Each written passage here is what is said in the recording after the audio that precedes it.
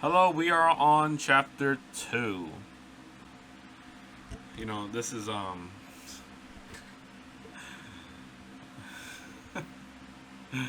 disgusting. I say chapter 2, but I don't what was chapter 2? Oh yeah, we read chapter 1 and 2. All right. I don't know if I have the willpower to read two chapters. We'll see. It all felt as if all I did was blink and there Monday was. There I there I was. Okay, a little redundant. Standing in front of the supermarket, bouncing my red rubber ball. I wasn't sure what to expect from my first day. I was just happy to have the job. I wasn't feeling particularly worried about it, nor was I feeling overly excited. This guy just doesn't know anything, does he? Just ready to get going. I needed the experience and I needed money. Yeah, we kind of already said that, dude. Heading in, I grabbed a few stray cards, trying to make a good first impression. Hey, oh, I thought it was gonna be Ted, but it says, "Hey kid," said an old black man. He was sitting outside of the store playing chess. Excuse me? I replied. Where are you today? He asked with a wise smile. What are you talking about, old man? He picked up a red knight and moved it. Red? Okay. Oh, forget it. I'm not even gonna say it. Red, and he has a red rubber ball.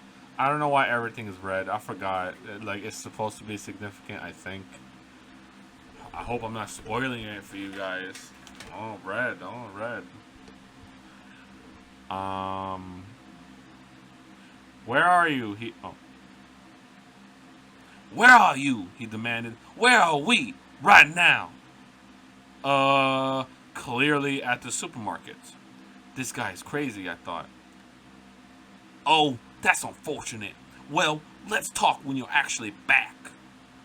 He turned back to his game, moving his bishop. Who's he playing against? Okay, man, I said, a little creeped out. I'd never seen someone play chess against himself. Guess this guy had a lot going on upstairs. I stared into the store from the outside. I spotted a few customers. One man stood clutching a cup of coffee, holding it to his nose, inhaling, muttering something to himself. I hate that. I feel like I've seen that cliche somewhere. No one does that. Every time a customer would activate the sliding doors, I could faintly hear him, coffee, coffee, coffee. Oh, coffee, coffee, coffee.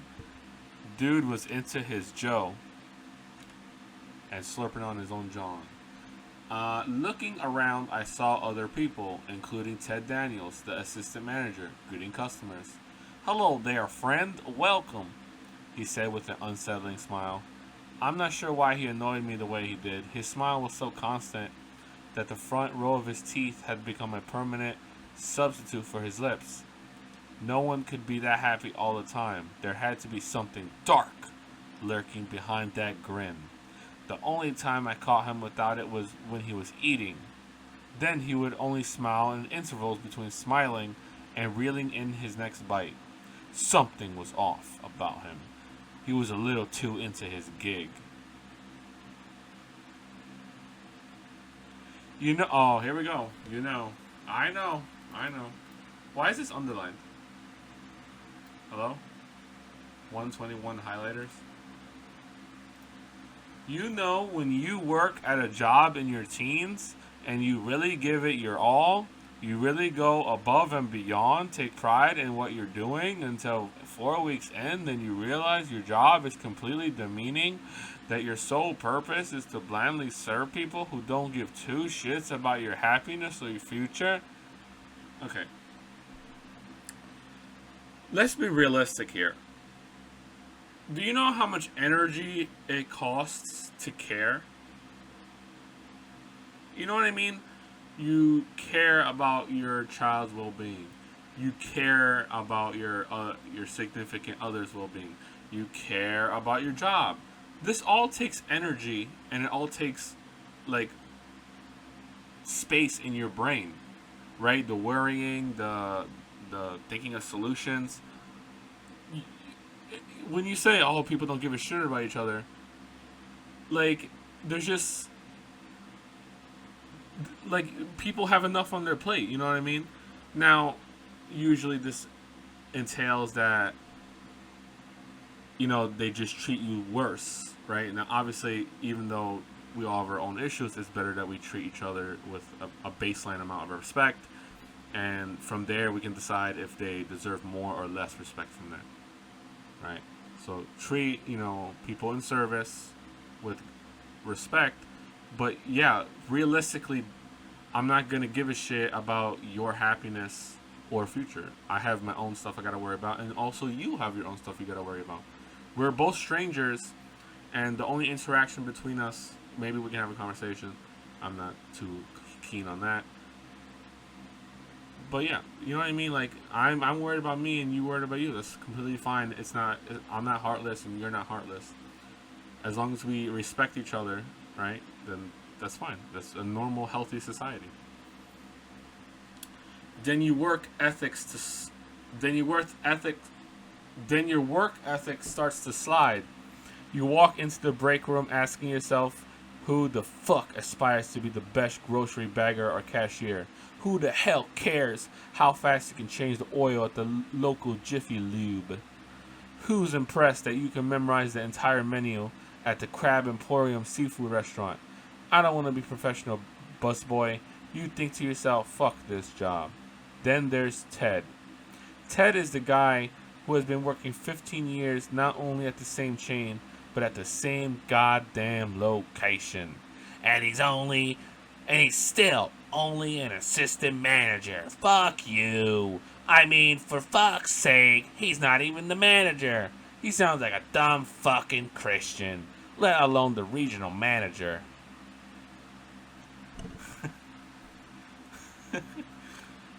Just think about that for a second. No, I won't. Thanks. You spend 15 years at a company you don't even fucking place. Oh, you don't even own the fucking place. Man, I've met some guys in my day who started working at McDonald's, wiping the floors, then went on to fries, the burgers, then the fat fucking cashier. Fuck you. Then shift manager, then store management. But before you knew it, they were sitting down with the bank being accepted for a loan to become a franchiser. Fuck you. Not long after that, they got a seat at the board, the big fat fucking stuffing your face, real CEO shit, But not Ted. It needs some work. It needs some work. Ted was the guy who wanted you to go. We're still on Ted. Can we let him go, please? Ted was the guy who wanted you to go nowhere and hate every. Why did you glean that from Ted? What?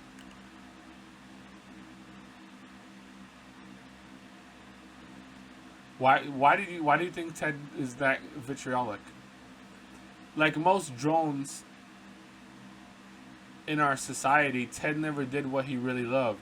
He always made an excuse about how he would do it, but he had other obligations. But money was tight, but this or but that. But you know how it is. People always say things like, I would, but... And then that's where they fuck up. As soon as they give a reason for why they can't do something, they are already defeated. Why are you hitting on Ted over here? He's out here working. He does his fucking job. Has he been shown to be like lazy or anything? He does his fucking job, dude. Chill. Take it easy on Ted, dude. Not everybody's a rapper like you. Or, I'm sorry, in this case, he's a writer. Not everybody's a successful writer like you, man. Maybe he does write on his off time. You don't know. I mean, think about it. I don't want to think about it. Don't tell me. If you ask a bunch of people what they would do if money was no object, if they were sitting on $500 million in an account, the conversation typically goes like this. Well, I would definitely invest money in a tech company or some kind of... This is where I would interrupt. No, I'd say you're missing the point. The point is, what would you do if you had 500 million?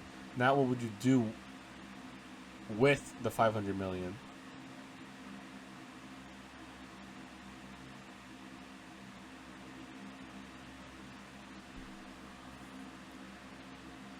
First of all, me introduce me to these people who apparently won the lottery and become successful.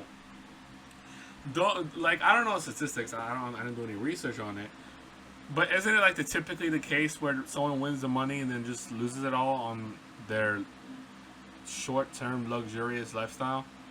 Please tell me someone who did this. Isn't it more often the case that people are just irresponsible with their money? Maybe I'm wrong. I don't know. That's just that's just the case that's usually presented, right? The person is just back to being a bum, or they're back to their regular lifestyle, working their job, or maybe I don't know.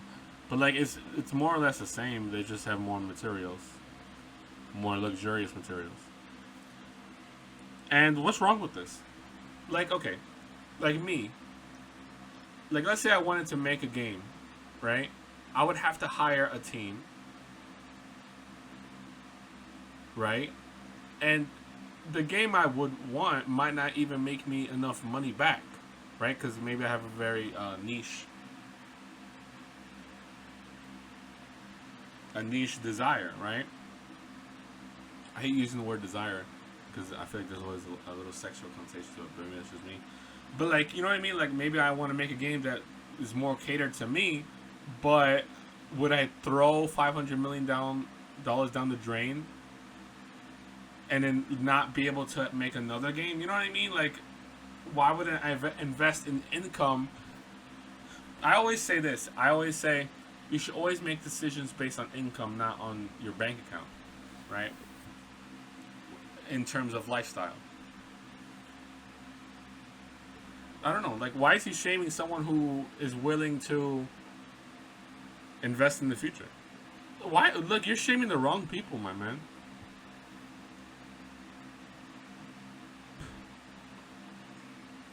Oh,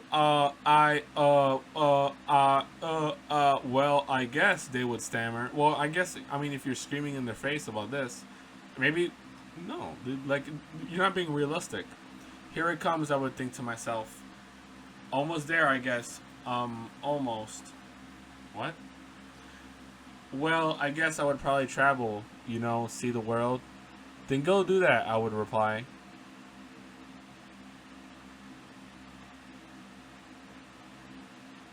I don't know. I'm gonna be honest with you. All right, I'm just gonna go off on a tangent here because who gives a shit, right? So as a kid, whenever they ask, "Oh, who's your role model?" I would never have a role model. I never had anyone I said I want to be like this person. I never did. Now my father, now he's not a bad person. I just never said I want to be like him. You know what I mean? I don't have anyone I look up to, not as a writer, not in any skill or profession or anything. You know what I mean? That doesn't mean I don't have respect for people who are good at those things. I just don't like. Is admire them the right word? I mean, I respect them obviously, and I appreciate. I also appreciate the work that they've done. Right? Like I appreciate the actual product, right? You know what I mean? Like, I appreciate and respect the product, but I don't know if I admire them or, I mean, I'm sorry, look up to them, right? Or see anyone that I would want to emulate, right? And traveling, everyone, I always feel like traveling is like the go to thing that people want to do. I don't know if it's true or they just, got their opinion through osmosis. I have zero desire to travel. I mean, I guess I'm just boring. I don't like. I mean, I've been. I mean, I went on a cruise. I don't know if. I don't know if that even counts as it, but I didn't really care. School trips. I mean, school trips were more just hanging out with my friends than anything. I mean, we could have just played ball. I would have had just as much fun, or maybe even more fun.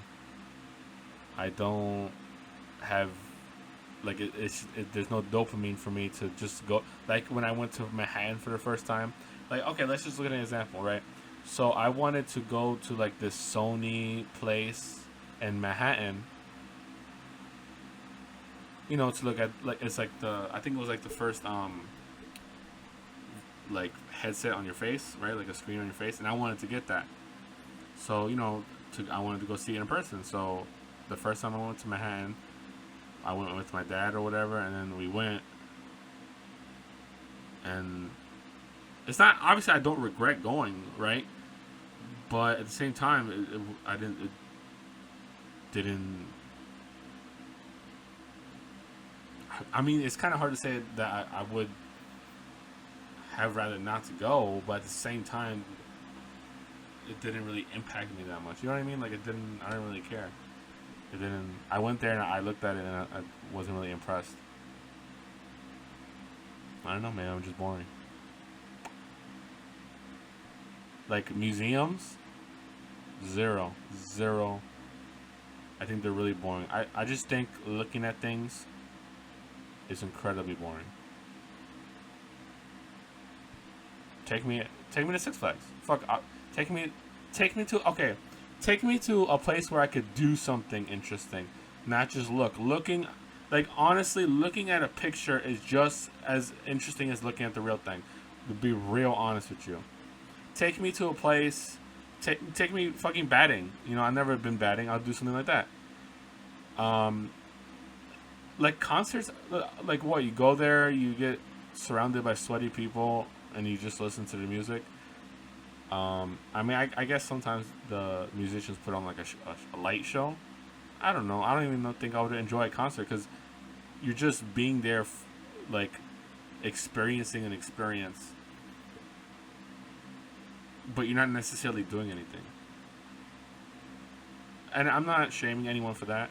I'm just saying for me, just being receptive to an experience is just boring to me. I have to be engaged in something like a sport or an activity to enjoy it. You know what I mean? That's it. Alright, so anyway, that's when they hit me with the money issues or their dying family member or needing to finish college or 1,000,001 goddamn excuses. Oh, I should read it like the one and only. The funniest comedian ever. That's when they hit me with the money issues. Man, my throat hurts from doing it. Or the dying family member, or needing to finish college, or 1,000,001 goddamn excuses. We, as a society, give ourselves to rationalize our fears without having to face the unbearable, inevitable outcome of life. That was really bad. And my throat hurts. And what outcome is that? What is death is imminent, Alex. Ding, ding, ding. What is death? Oh, okay. Now, this is where I'd explain. I don't know what's worse, my tangents or, like, he's not even getting to the point either. He just went off on a little rant like I did. What is death is... Okay. Now this is where I'd explain that if they want to see the world, travel to India. Wave to the Queen's Palace in London. With what fucking money? What don't you understand, my man? How does he grow up poor and then have these idealistic... how does he have these idealistic ideas? Ride elephants in Thailand, surf in Nicaragua. They could do it without question. Is this man for real? With what money? And without asking how, they always seem to retort with the same variation of, okay, buddy. It kills me every time. Oh, you know what? If this guy told me, I would say, give me the money. I'll go. Give me the money. Stupid bitch. What the fuck? I mean, yeah, I guess if you really want to do those things and you don't put a time away, you just keep on working all day, fine. But he's making it seem like it's that simple. Are you serious? I would say. Can I just keep in mind this is all hypothetical situation that's happening right now. All this is hypothetical. He's bitching about Ted, who's working, and he went off on this tangent about people who don't live their dreams or some bullshit. I wrote 2 books. I'm not rich and famous. Where's my rich and famousness? No. How the hell am I supposed to do that? They'd reply. By using your head, I tell them. I mean, why not become a critic? What? Does he know critics don't make that much money? Like, you have to be of the right opinion to be a critic these days. You gotta have the right opinion. By using your... Okay, they'd stare at me puzzled, then say something ignorant.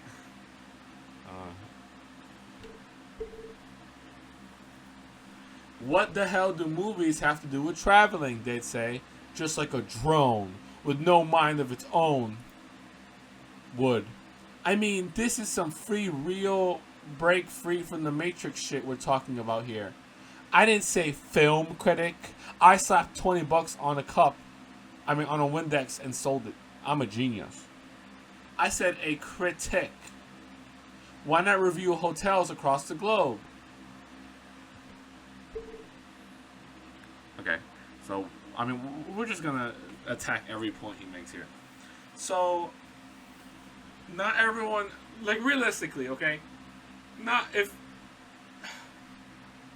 Okay, was it his idea to travel the world? Okay, if your thing is to travel the world, then that's what everyone says. If everyone was reviewing hotels and making money off each other reviewing hotels, like...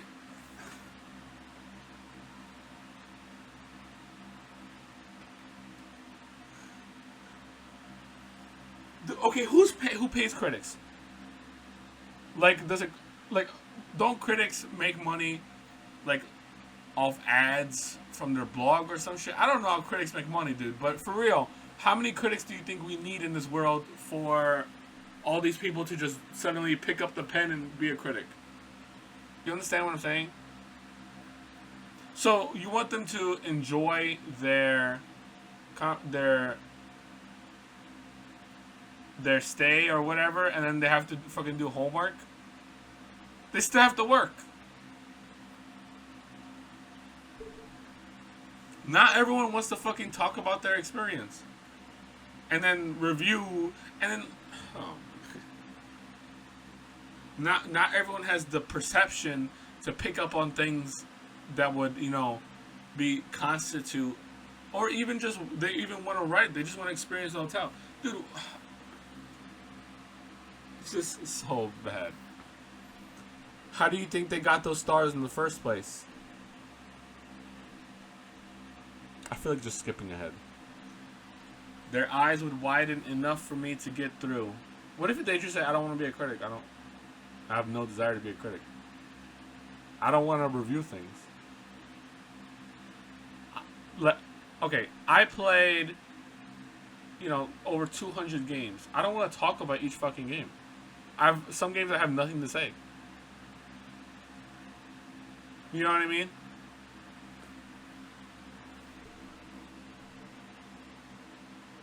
Think about it. You can do anything you want in life. I disagree. It takes just persistence, determination, realism, that's not anything you have, and wanting success more than your next breath. Whatever you want in life, you can attain, as long as you believe, as long as you say you're gonna do it.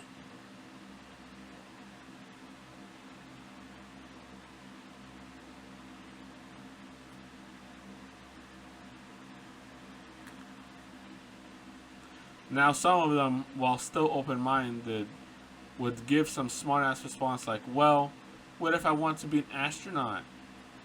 I've had this conversation with kids under 10. Dude, this guy, he reads like a fucking Redditor, dude. He's like a Redditor, man. Now, some of them, conversation. The only ones who ever ask me this dismissive questions like this are the adults. Because they pay bills. It was the children who were perceptive. Oh, don't let this man near any children, please. It was the children who took my words as affirmation. Yeah, because kids don't understand. They don't understand bills. They don't understand things. And, like, they don't. Oh, man. This guy's literally, like, trying to be like, kids are the future. This is why kids are so happy. This is why kids are so smart. Because they believe what I say.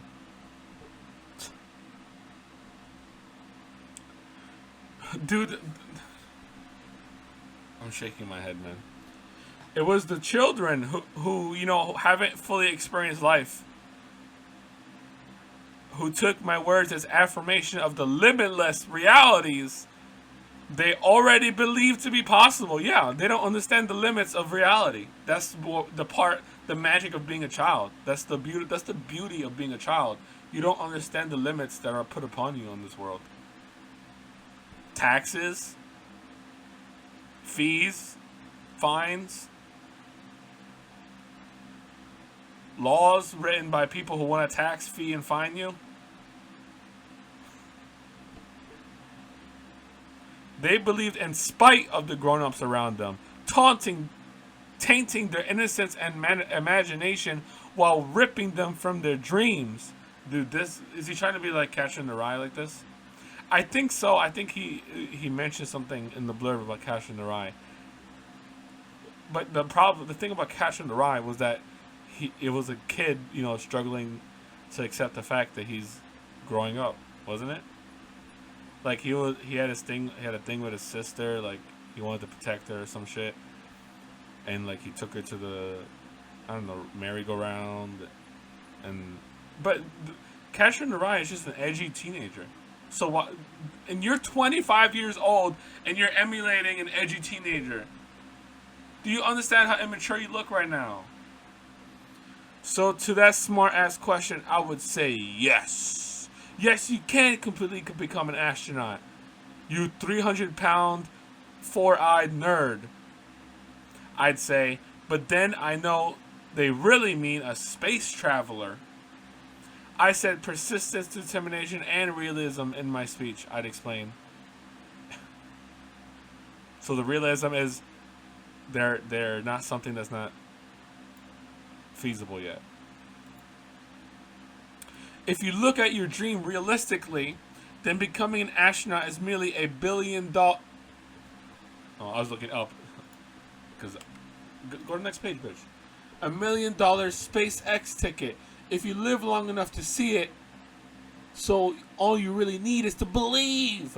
To do is to come up with the money to purchase the golden ticket. Are you serious?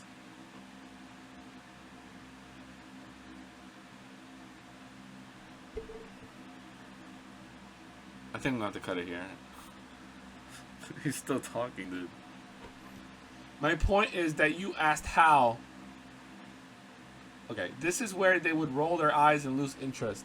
My point is that you asked how, and I'm giving you the examples, the possibilities. Because when I want something, truly want something, like to write a good book, I still fail. Ooh.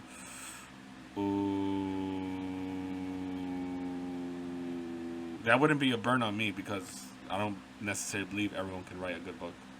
So if I don't, then fine. Like, I'll accept that I can't write a good book.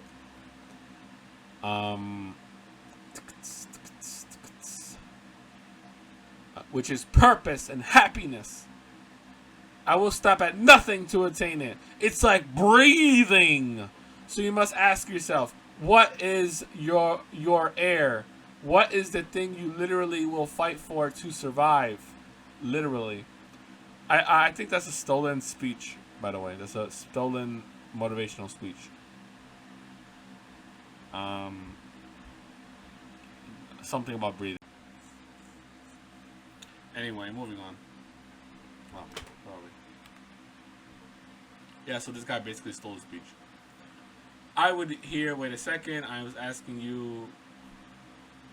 All right, now we're back into the real world. I would hear. Wait a second. I was asking you what aisle the cereal was on. So how did we get here? Then they would walk away, and I'd be reminded that all this shit, I just philosophize. More like just sophize, right? Haha. Goes down the drain when I'm surrounded by reality. Oops, there goes gravity of working in this goddamn supermarket. Wait, why was I talking about all that in the first place?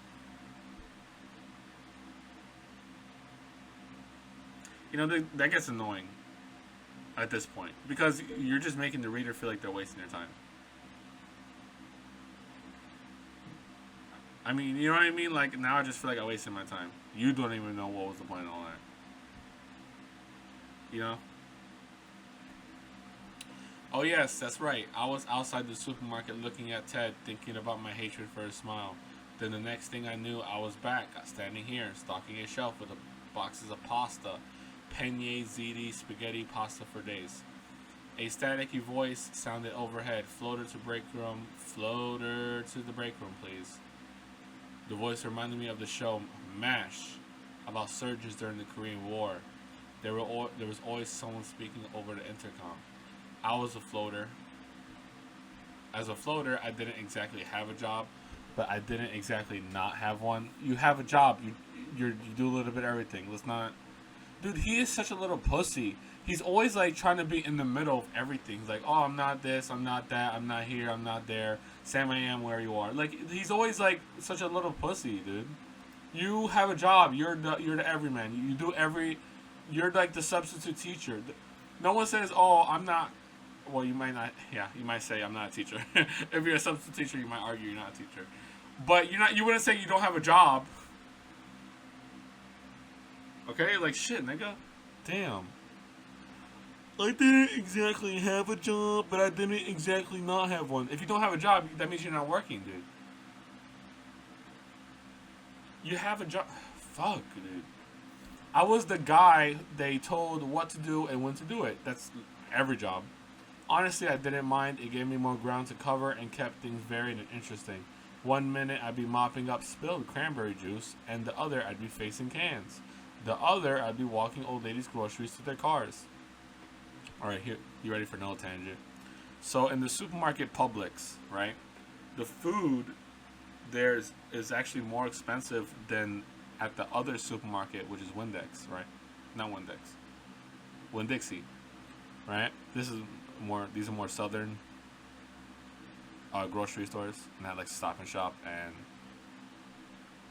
I don't know what other places we would have up here. I mean, I know there's Stop and Shop, Seatown, you know, whatever. So in Publix, the food's more expensive. So the reason it is, at least this is what I think, is because they have people who will bring, you know, your groceries to the car, right? So I'm an average height guy, right? I'm 5'9" and a half. I know, I'm gonna take you, girl. Right? So this woman, I don't know if she was Indian, but she was definitely like, damn, where was she? She was like on my neck, dude. She was like, I was looking down at her. I'm not tall. I'm literally average height. I'm looking down at her. She must have been 5'7" or something, or even shorter. I don't know. I'm definitely looking down at her, right? And then she's like, and keep in mind, I was in a construction job, so I was a little bit more, you know, I wouldn't say fit. Maybe I would say fit. So I'm looking down at her, and she's like, "Oh, do you need help to bring that to the groceries?" And I just remember looking at her, and I really want to just say yes. The idea of this little woman carrying my groceries for me, I should have said yes. I was literally considering it. Man, I wish I could go back in time. I just want to watch her do it. Just the idea of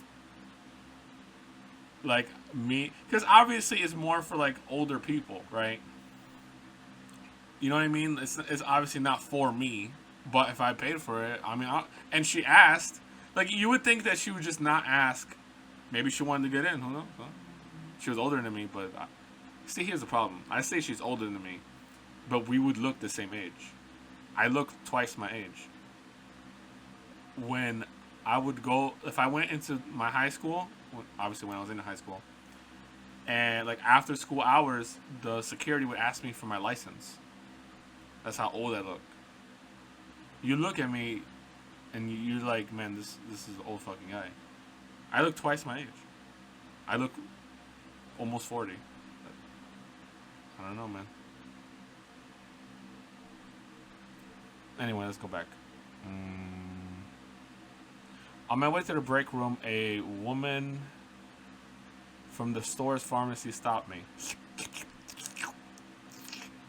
Maybe I should go into SAM somewhere, huh? Okay. Well, hello there, Flynn. Hey, I'm Anne. All right. Wait, I need to try to remember if she's like a character. Because there's no point in giving her a voice if she's not going to be important, right? I'm Anne, silly. Don't forget to take your vitamins, she said, handing me 3 different types of supplements. It's important for your internal balance, she continued. I pretended to take them so as to not offend her. Into my right jacket pocket they went. I always rocked my brown suede bomber jacket. You're supposed to be at work. I mean, I would imagine it's not too cold in there, right? It was one of my prized possessions, like your book bag, right? Alrighty then, sweetheart, she said. Oh, alrighty then, sweetheart, she said. See you tomorrow. And she was off. Bye. Oh, bye, I said, waving. This was an odd encounter. Thanks for telling me that. But I realized she was just a lady who was looking out for me, I guess. But maybe I reminded her of her son, or a son she never had. I never asked. Anne was in her late 60s, not fat but not skinny, short, white, curly hair. Okay, I'm just going to tell you straight up. We see this character like 3 or 4 times. We don't need this. We don't need this description. Just say she's in her old woman. Like, I don't care that she's short, white, curly. I don't. Maybe it's just me, and I just don't. Like, especially since this character comes up like 3 or 4 times. She doesn't need all. She doesn't even need this little paragraph. Just say she's an old woman. I don't know. Maybe you're not gonna like my book because I don't. I don't drop all this information on you like this. At least I try not to. That's why I didn't mind her giving me the vitamins, even if I wasn't gonna take them. Truth is, I hated pills. Always had. Just trying to swallow them would remind me of the time I spent with my father. I finally made it to the break room. Inside, 2 girls sat on my lap. Ding dong, bing bong. From each other drinking coffee. One wore a name tag that said Rebecca, but the other girl called her Becca. Her counterpart's name tag is Rachel. I got out my moleskin and took notes. When I looked back up, they were staring at me blankly as I stood motionless in the doorway. New guy's a weirdo, huh? Said Rachel out loud, not holding back her rudeness. Staring directly at me, saying it like one of those college girls. I'm hot and cool, and I don't give a fuck, and I like to have fun, but was probably molested at some point. Wow. This guy. But I was probably molested at some point in my teenage years, so I'm always in defense mode and attack others before they can attack me first. I mean, it's just annoying coming from this guy. I mean, I wouldn't even necessarily disagree. It's just really annoying coming from this guy. I want to defend her, even though she's being an asshole right now. Right? She's being an asshole right now. I still don't like the protagonist. So any person who doesn't like the protagonist is automatically the enemy of my enemy. You understand? That kind of chick, you know the type. I kind of do. She looked oddly like Kate Dennings with her pale skin, big lips, bright. See, look, all this. I don't think this character comes back. And look, I don't care. Becca, on the other hand, seems sweeter, a bit reserved and shy. She had a Emma Watson vibe going on, minus the hot accent. I don't think she has a hot accent. Actually, I think black women with, like Sheva from Resident Evil, hell yes. White women don't rock the English accent, only black women do. Hell yes. Black woman, blue eyes, curly hair, British accent. Please send them over, please, one by one. I only can handle one at a time. Are you lost, new guy? Rachel said. It reminded me of my first day in junior high. All the big boys, already perfectly knowing the school layout, making fun of me. Wah, while I'm reading off a sheet of paper looking for classroom A23 and hoping I won't be late for English, my favorite class. Don't you know that it's my favorite class, guys? They said they needed a floater for the break room, I said, looking away from Rachel. She didn't break eye contact, like a witch casting a spell. Hocus pocus. Quite honestly, it made me a little uncomfortable. Is Rachel's the bitch, right? No, she's not. That's Becca. Becca, right? No, Rachel is the bitch. I already forgot their fucking names. Quite honestly, it made me a little uncomfortable. And I just wanted to bend over and let her peg me. But maybe I liked it. See, there you go. What? I just predicted the next line. He likes it. He likes the intense eye contact from the bitch who was molested. Must be in your head, she said, the girls snickering like they were at grade school lunch table. A shadowy figure entered the room behind me. It was Frank. Sup, Flynn, he said in a whisper. Oh, I forgot this guy's voice, to be honest. I know I gave him like a Spanish voice, like an exaggerated Spanish voice. I don't know if I have the energy to do that in this thing. I don't know. I'm done for now, to be honest. And we are back. Where was I reading last time? They said they needed a floater in the break room. Yeah, here. So they said they needed a floater in the break room. Oh, they said I needed a floater in the break room. They said they needed a floater in the break room. I said, looking away from Rachel. She didn't break eye contact, like a witch casting a spell. Quite honestly, it made me a little uncomfortable, but maybe I liked it. I couldn't tell. Hey, you like the what was I saying before, that he likes to be pegged? There you go. The room was awkwardly quiet.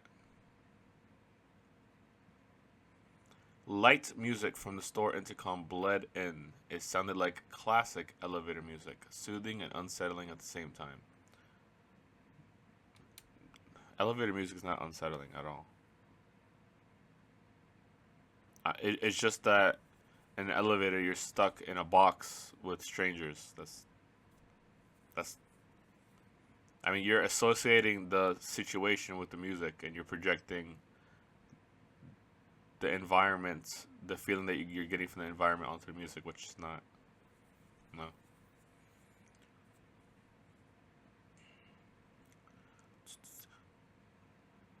So bananas are your thing, huh? I said. Damn, what a pussy slayer. Hold on. Now I gotta remember something about. Oh, did I just skip 2 lines? Oh yeah, I did, dude. It literally, I just skipped 2 pages. Okay. Must be in your. Okay. Must be in your head, she said, the girl snickering like they were at a grade school lunch table. Yeah, this is where I was. A shadowy figure entered the room behind me. It was Frank. Sup, Flynn, he said in a whisper. How do you know? Hey, how do you know my name? I said. How do you know my name?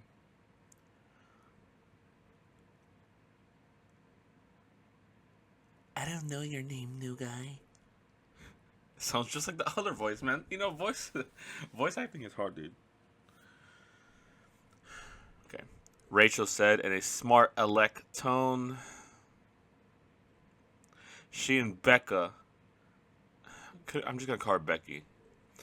She and Becky stood up and started to leave. On her way out, Rachel stopped and flicked my name tag with her acrylic nail. See you later, loser, she said, her tongue pressed against her cheek in a flirtatious manner. Is that a real thing chicks do? I'm trying to think. I mean, I've never seen a human being do that. Like outside of a movie, like basically, I've never seen a woman do that in real life. And no, like obviously not to you. Like you would even see that. You would see stuff like that done to other people. So it's not just like, oh, of course they wouldn't do it to you. The two left the room. Frank nudged my elbow. I'm gonna fuck that girl, he said, and her friend. I mean, the voice changes are appropriate when I change them. He pulled a banana out of his apron and peeled it. Standing there confused and unanswered, I opened my mouth to ask again, but was cut off before the first syllable. Your name tag, dude, he said. Oh, yeah, duh, I said. So how long have you worked here? Long enough to have fucked. Long enough to have fucked every chick that's clocked in this motherfucker. Sorry, I'm cringing. Give me a second. He said, hoisting himself onto the countertop. He peeled a banana, then spit into the sink. What the fuck? I said, a little stunned. Well, not every chick. They come and go so often. It's actually pretty hard to keep up, just like something else. He continued, his mouth full of banana. You know, he said, most of these fucking girls are daddy's little princesses. And I call them kitty before they go off to college to become a grown-up. He took another bite. And then, he continued, mouth so full I could barely make out what he was saying. That's the best. Dad. He chewed fiercely, swallowed, and continued his words clearing up perfectly. And they think, oh, look at me. I'm a working girl, but they'll always be my kitty. He explained, mimicking with his hands, until they see that minimum wage check and realize daddy's credit card is king. I was going to say something else. That's why I fucked up that line. The room, the room was awkwardly quiet. Oh, yeah. So, yeah, okay, whatever. So, bananas are your thing, huh? I said, that's so gay. Bananas are your thing? I mean, I can't even. I mean, I guess you would tease someone saying, so you like bananas, huh? Or some shit. But, like, bananas are your thing?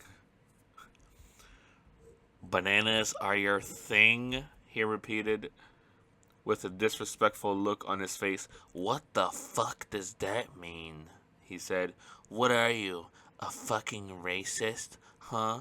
You saying bananas are a thing because I'm black? Frank was clearly white. Not clearly.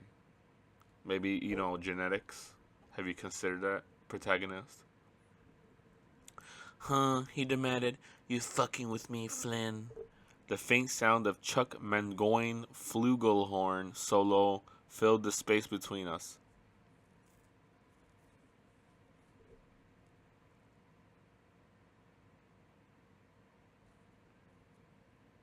I don't know what that sounds like.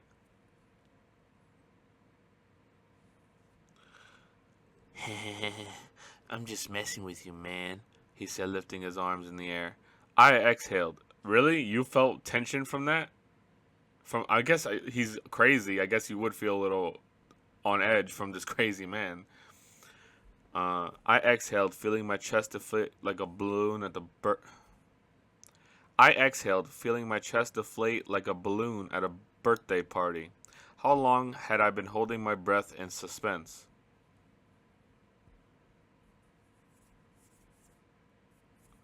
I wouldn't say bananas are my thing, but he said, taking one final bite and raising the peel in the air like a basketball. Kobe. Okay, I'm just gonna fight through the cringe. He said, taking a shot for the wastebasket, air ball. Ah, Shaq. He looked at me. Not my thing, but they are a great source of nutrition for the brain, and the brain is super important, man. He said, motioning at me to come with him. He got up to the exit. He got up to exit the room. I hesitantly joined him, walking to the back loading dock by the dumpsters. Standing by the dumpster was a guy I hadn't met. There were so many people who worked here, too many for the size of the store. He looked to be in his mid wait. He looked to be in his late 20s, white and full of piercings. He had gauges, a nose ring. Oh, he's emo. Damn, a fucking 20-year-old punk.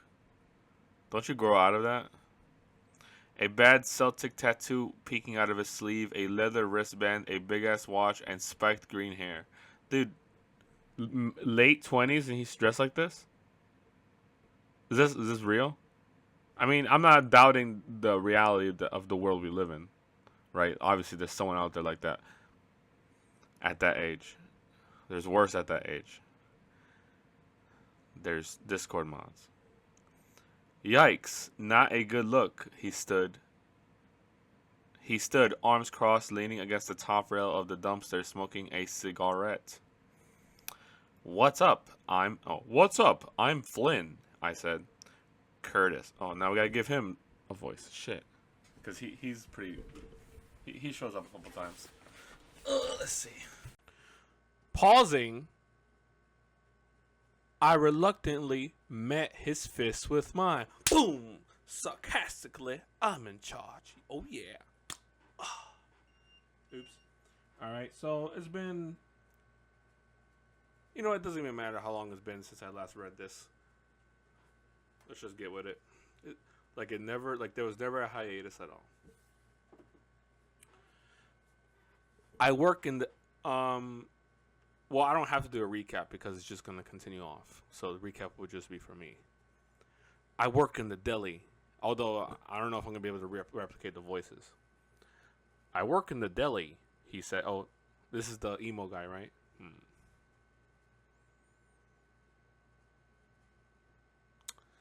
This is the emo guy, so his voice is... I work in the deli, he said. Not exactly the most sanitary looking... Isn't this the... Hold on. Hopefully the reading process is going to be a lot less editing because I have everything set up. Oh, I didn't take a picture. I mean, never mind. So let's see.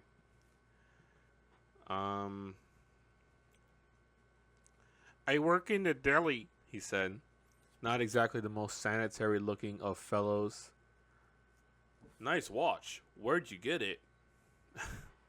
It's still hard to change voices. Well, of course it's going to be hard. It's not like I practiced at all. I asked him, trying to make small talk. Oh, now Frank's voice. Now Frank is obviously an important character. Can I get a smoke? Get your own. Curtis. Oh, Curtis. That sounds like a Curtis voice. Even though Curtis is like emo, but whatever. Put his pack of smokes in his tan button-down shirt pocket. A silver Zippo followed. Guys, remember? Remember in the first scene when Flynn murdered... I don't know if it said who it was. I don't want to say spoilers now. But remember the silver Zippo, guys? How is he going to get it? Is Flynn going to murder Curtis? The sunlight flashed across the surface of the lighter, revealing the words Vanilla Sky engraved on the top. He walked right past me, flicking his cigarette. On his way by, he aggressively bumped into my shoulder, forcing me to drop the picture I had been clutching in my pocket.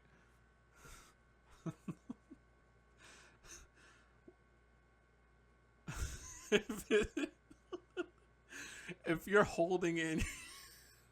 I just started reading this shit, dude. If you're holding something in your pocket... I mean... maybe if he bumped your arm and you were still holding on to it. But I feel like if you're still holding on to it at that point, how would you drop it? You understand what I'm saying?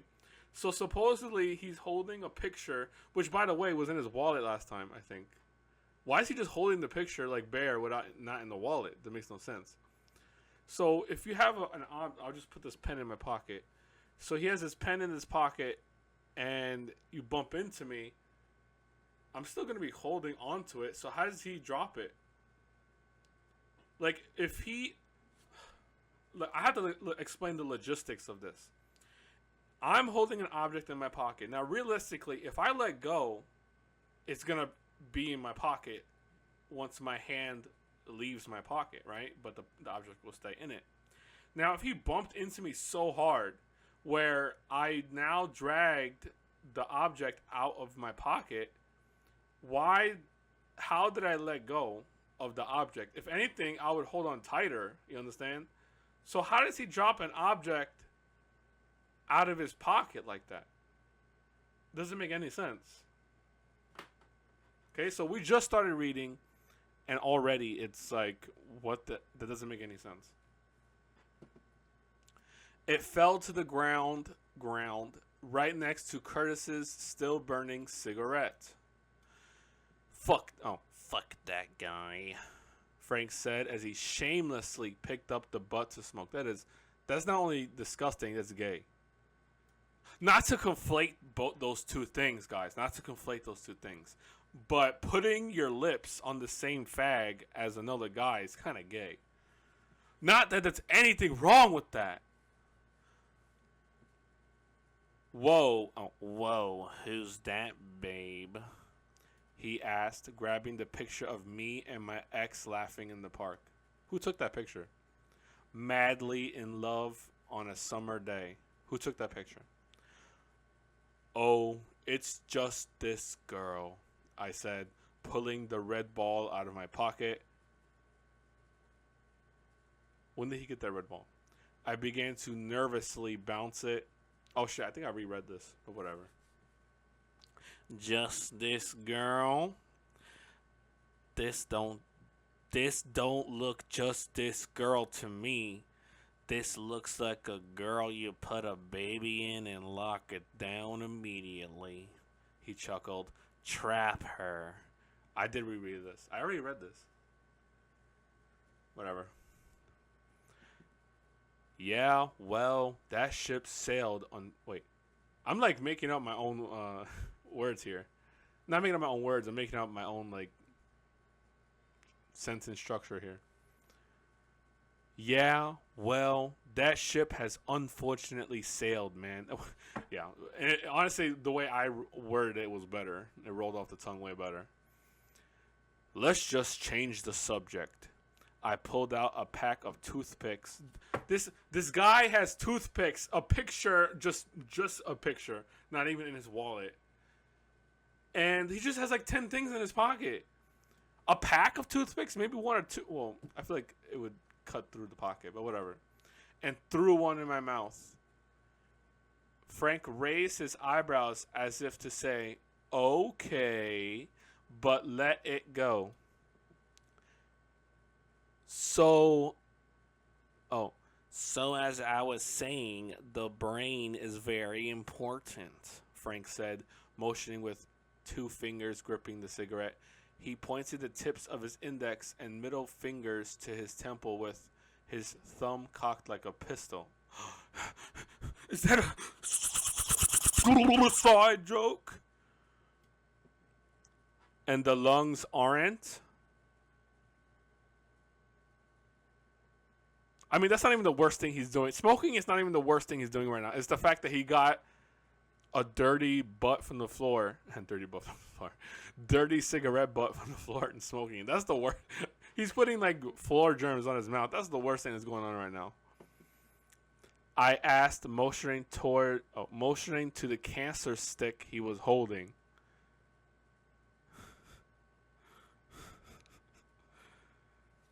That's different, man. This is an addiction. You wouldn't know, he said, pointing to me. Yes, I would, I said.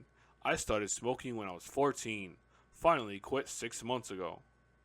See, there's some subtle ways you could have put that in the book. I am just learning chapter 3 that this guy just quit. He quit smoking 6 months ago. That's a huge thing, and I'm just learning about this now. But like, there's so many subtle ways. Like, he could have had. Well, there's whatever. Frank burst into laughter. 6 months?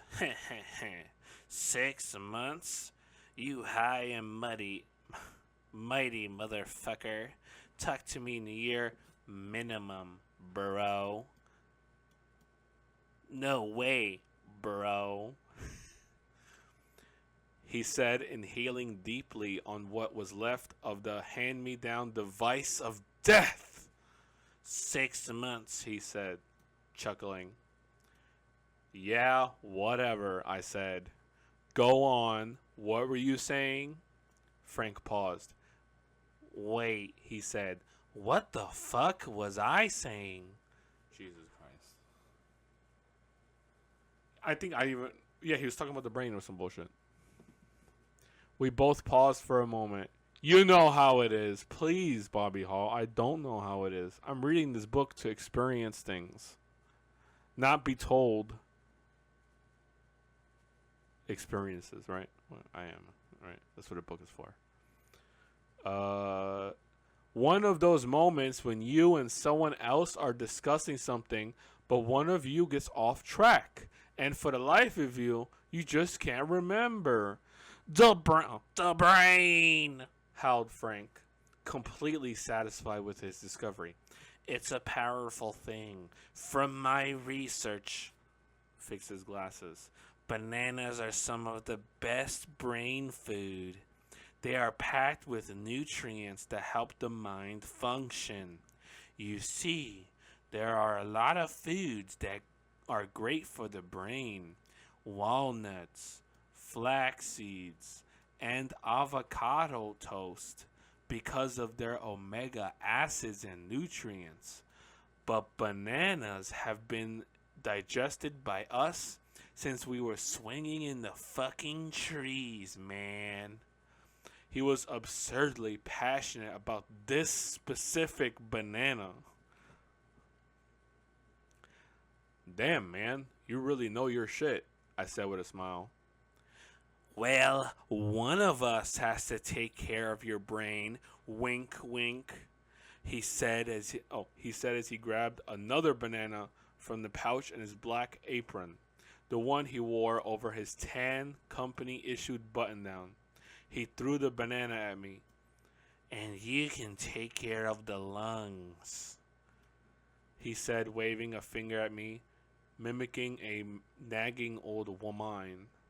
You see, bananas can also help with your mood. In addition to your brain, eating them can help you remember things. Okay, if he's going to eat something and remember something, I'm going to be really annoyed. If he eats the banana and then remembers something stupid, I'm going to be pissed off. By now, we were walking inside the store. I mean, without memory, who are we, you know? He asked. Just a shell of who we once were. With no memory, there's no self. There's no I. Is there consciousness without memory? Is there language? Experience? Without memory, are we just living in a loop? Is memory the only thing keeping us sane? Without memory, we're just walking around like that guy in Memento. Never seen the movie. Scribbling shit on our, he says our. The foreshadowing.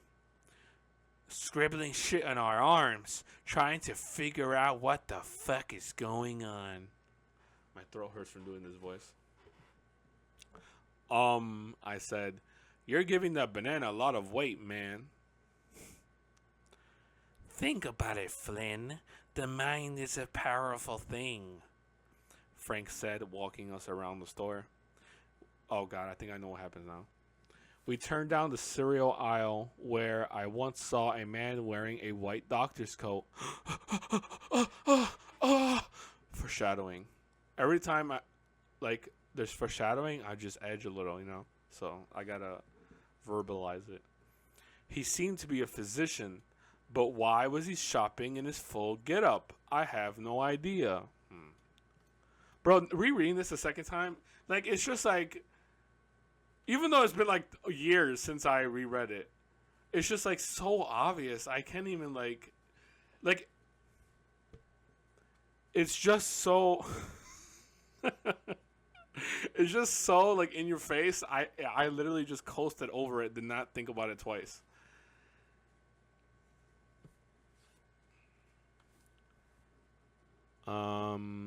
Did you know one standard sized banana provides approximately zero point 0.4 milligrams of This is so boring.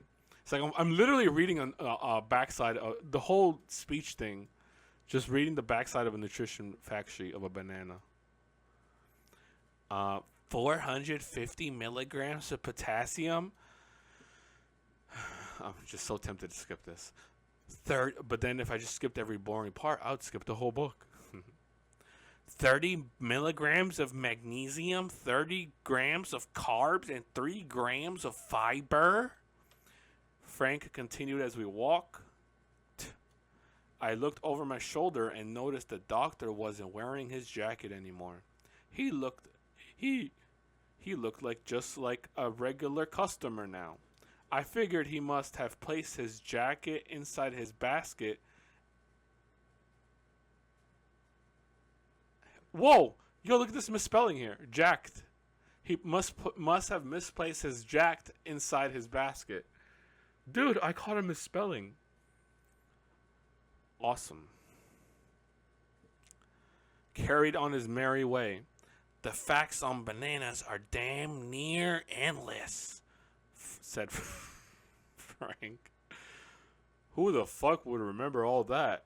I would stuff a big banana in my ass. Somebody who eats a lot of bananas. Somebody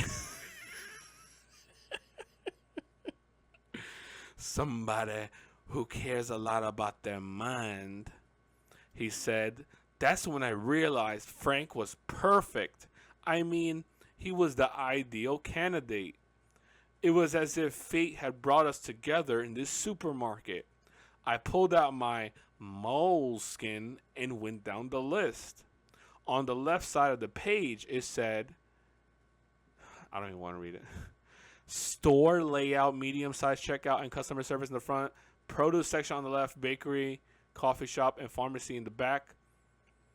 You don't even really have to write that, because fucking supermarkets, the manager gets bored or something, and then they just rearrange it. And I feel like like those old people looking around, because when you have something you eat, you just go to the aisle, and then you get it. But now I have to look for it, and I feel like those old people. There was even a time where I literally looked at this old person while I was looking for the other thing, and we just had this eye contact, and it's like we both thought the same thing. And I'm like, I just related with this old man because we just both had an old senior moment of damn, they really had to ruin my routine by moving it around. It was just those weird moments. You know what I'm talking about, right? Anyway, I added another name. Frank. Types of customers. A man who always drinks coffee. Let's call him Joe Wacko. Out front playing chess by himself. Wasn't that two different characters? The guy who was saying coffee, coffee, coffee, and then there's the guy playing chess. Those were two people. Oh, he put a comma. Yeah, those two people. Okay, sorry. That's me. Mystery Doctor Mom's Grandma's. Canned goods, juice, pasta. Really, you really had to write what's in a supermarket? Are you serious? On the right side of the page, another list. I went down it, checking items off. As Frank incessantly spoke in the background. Oh, here we go. On the right side of the page, protagonist, kind of funny, good with women, smart ass, prick, talker, normal dude in 20s. Yeah, I'm pretty sure a normal you can like this contradicts this one right here. I mean, I guess if you're doing a normie, right? I hate verbalizing these internet words. I'm never gonna do that shit again. I don't even care if this is a video for the internet. I'm never gonna verbalize that shit again. That was nasty.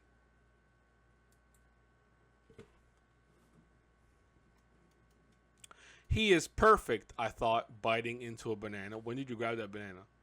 As I strolled down aisle 9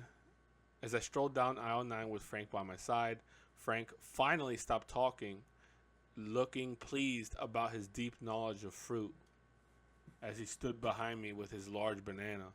The crazy part about this list is that these things were all expected to come from different people, and I could use other people's attributes to create a composite person. One person who was funny, another who was a smartass, another who was a bit of a womanizer, but hell, let's Flanderize each character, and that'll be just as interesting as one deep character.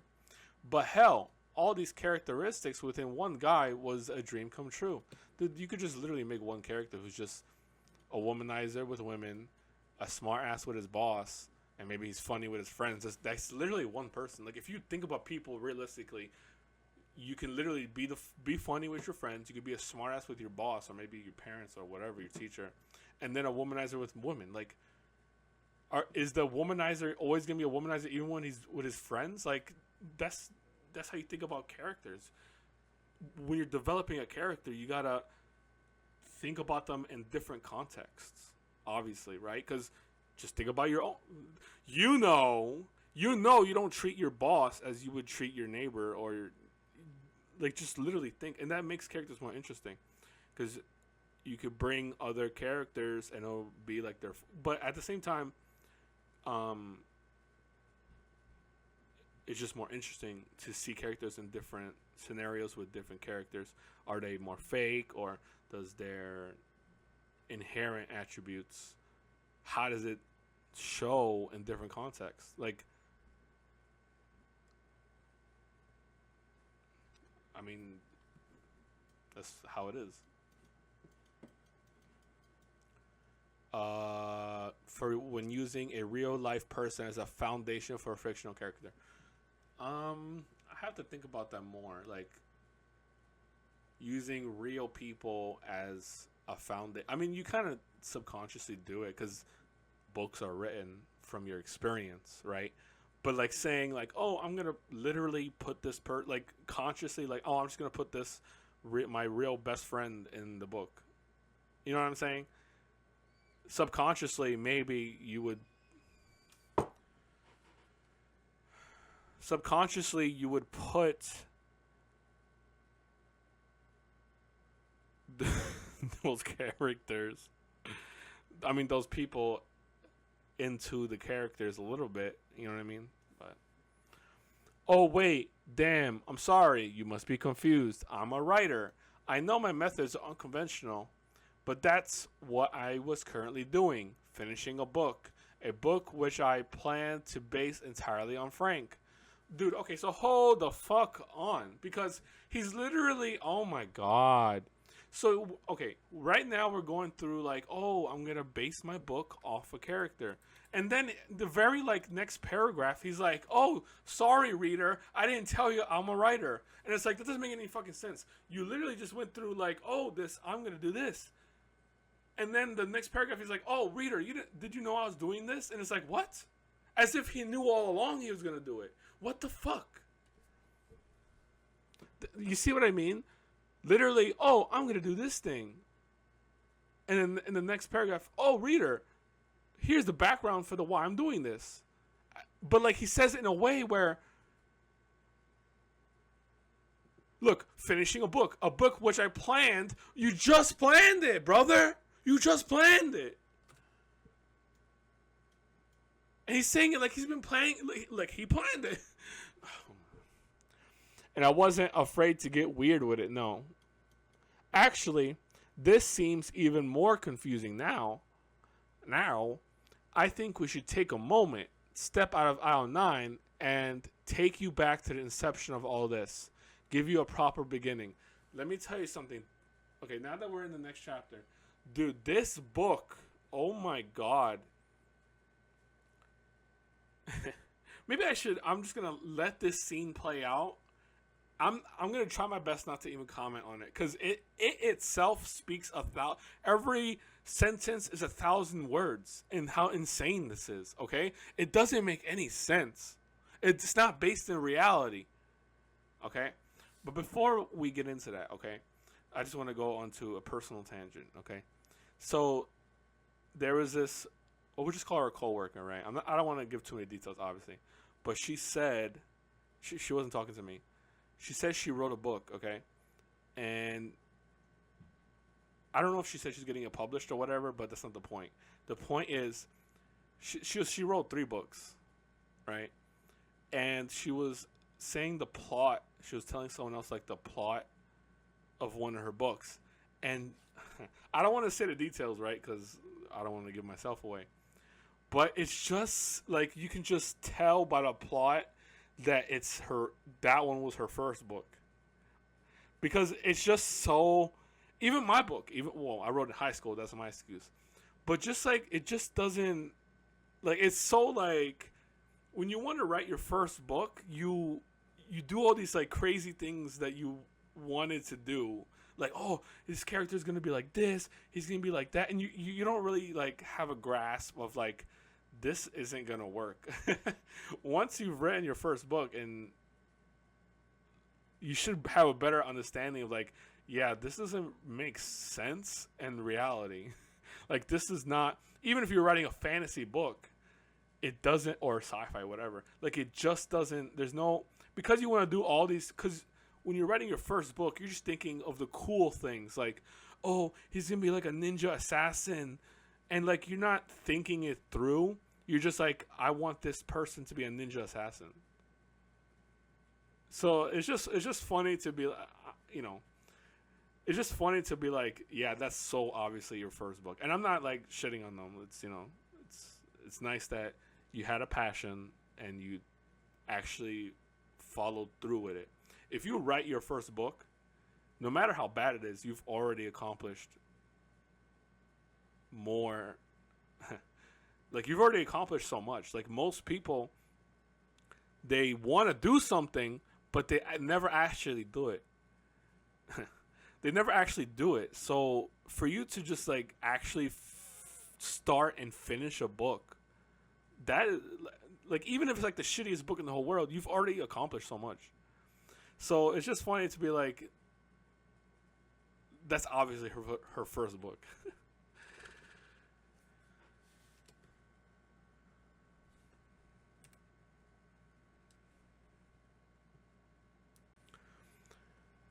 It's over, Flynn. My girlfriend Lola looked at me, her eyes welling up in tears. I love you, but I can't do this to myself anymore. I need some time alone. It's sickening. Lola sat across from me inside our favorite booth at our favorite diner. So she's breaking up with him at their favorite place. Is that... Oh, did we already go over, like, his dramatic, like, response to this? Dude, that shit was, like, the wildest shit in the whole planet for, like, a grown 20-year-old to do. Like, that is, like, so... Like, it's like, insane. Like, it was like a parody, because he's, like, getting in a car, he's crying, and he's doing this, and he's crying, and it's like, he runs out in the rain, he's crying, and he falls down in the mud, and I think his mom picks him up, and it's like, what the dude, what is this? It's so, like, it's so bad. It's just like a cartoon. That's how I imagined it. Lola sat across from me inside our favorite booth at our favorite diner. She was the most beautiful I had ever seen her. Her blonde hair was pulled into a bun. The sexiest of hairstyles, a bun. The afternoon sunlight crossed at her face. So it's like an outside diner, I guess? Or maybe they're at the window. The table was clear except for 2 coffees, napkins, sugar, and silverware. Thanks for all the little details. In case you aren't understanding how small this town is, it's so small that the sign over the diner we're sitting in literally just read diner. Are you listening? Are you listening to me, Flynn? She was not quite yelling, but was extremely frustrated that you weren't listening to her breaking up. Call me pretty as I break up with you. In the kitchen, a cook placed 2 plates on the service counter separating the kitchen from the bar. Where's Francis, Amy, and Leslie? Wait, no, that's Tom, the supermarket manager's voice. I now need... I'm just going to do a regular voice, dude. I can't be doing voices for like side characters like this. Where's... That's the main character's voice. Where's Francis, Amy, and Leslie? He shouted as... Where's Francis, Amy, and Leslie? He shouted as the food started to die in the window. Dude, did you just put... He just put it there. We've got customers waiting. Why are you acting like this is a busy place? The waitresses were about to reply when the missing waiter showed up. I'm sorry, Dave. I was out back on an important call, he said.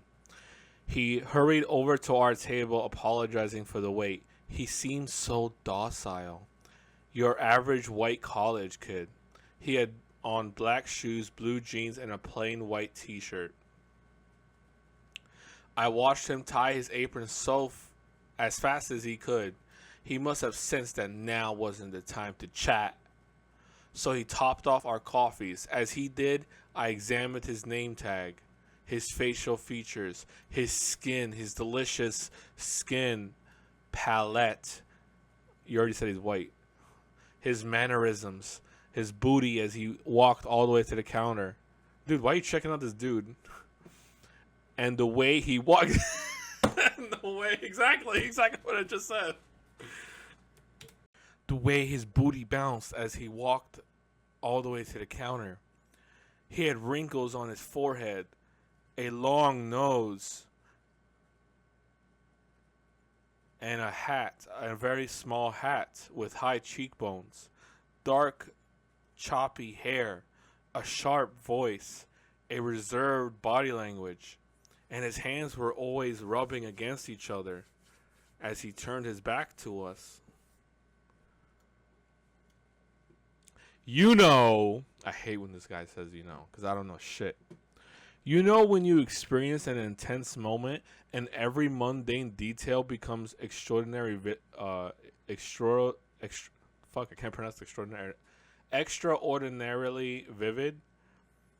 I'm not sure.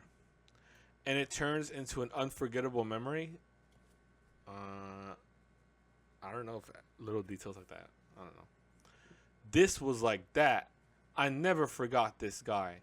Maybe it was because of what was going on. The love of my life was breaking up with me. This was... Thank you for telling me. Thank you for just telling me. It was emotionally traumatic. Is there any other kind of trauma that's like... Besides physical, like physical like trauma of your body being abused?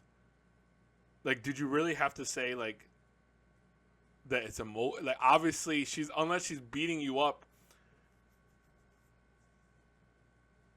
well it would be physically and emotionally traumatic. The entire scene was seared into my brain. Our mugs were red. Oh, the color. The color red. Rings of coffee from her cup spotted the table. Dude, did you not use coasters? Did not give you coasters or the napkin at least? If you were staring at us from our side of the table, she was on the left and I was on the right. Our booth was next to a giant window. A little jukebox was fixed to the table. Your table? It took quarters. Ruby Tuesday by the Rolling Stone played on the speakers. Fuck, Flynn. I'm spilling my heart out to you in my final goodbye, and even now, you can't give me anything? Bitch, you're breaking up with him, and what do you want? You want him to cry too? She picked up a napkin from the table and dabbed her eyes. I want you to cry because I'm breaking up with you. I want you to feel pain. I hated to see her cry. It was the worst thing to me. But for whatever reason, I could never console her. Then how much is she crying? I felt damaged in this way. Maybe it was from growing up without a father and never seeing a man treat my mother the way she should have been treated. Maybe she should have picked better men. Oh, maybe she should have picked a better father.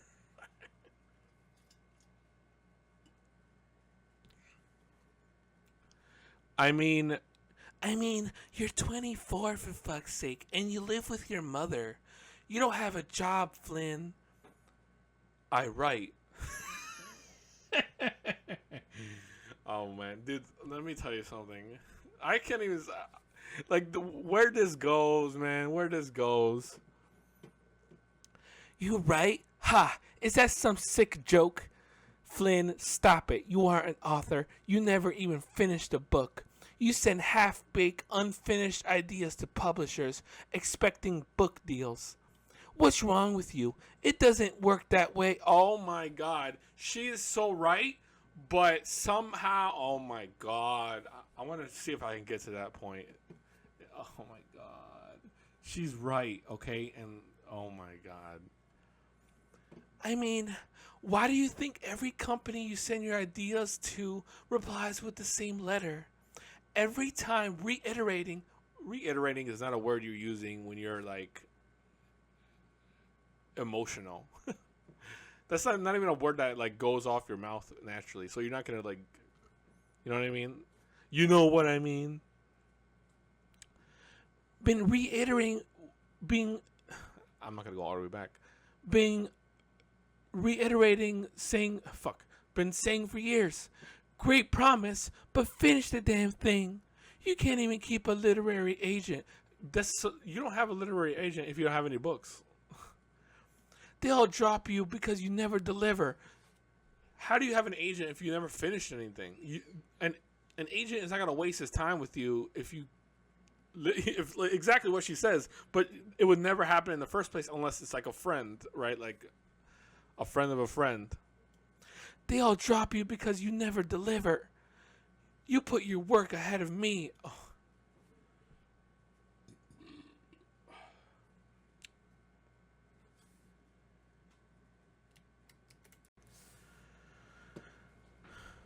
You put your writing first in this relationship. Okay, so if you want him to be successful, he's gonna have to do that. There's no way that he can put you first in the relationship and then also be super successful. But the fact that he has not, well, success is just a fucking lottery ticket. Let's be for real here. But the fact that he's never finished the book is the real problem. Not the fact that he's not successful. It's because that's just a lottery. It's just, you just got to write 50 Shades of Grey at the right time. You know what I mean? The right book at the right time. You put your writing first in this relationship. Let's just be for real here 1 second. If he put her first in the relationship, she would still be breaking up with him. So the fact that she's just saying this is just stupid.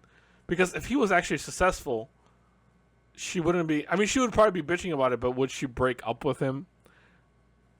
You know what I'm saying?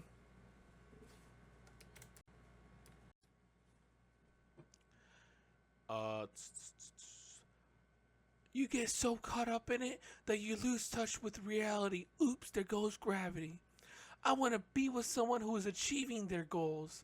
I spent years by your side, Flynn, trying to help you, support you, encourage you, and grow with you. But no, you haven't changed one bit. You start amazing idea after amazing idea, but you never finish anything. And that's why I'm finishing this.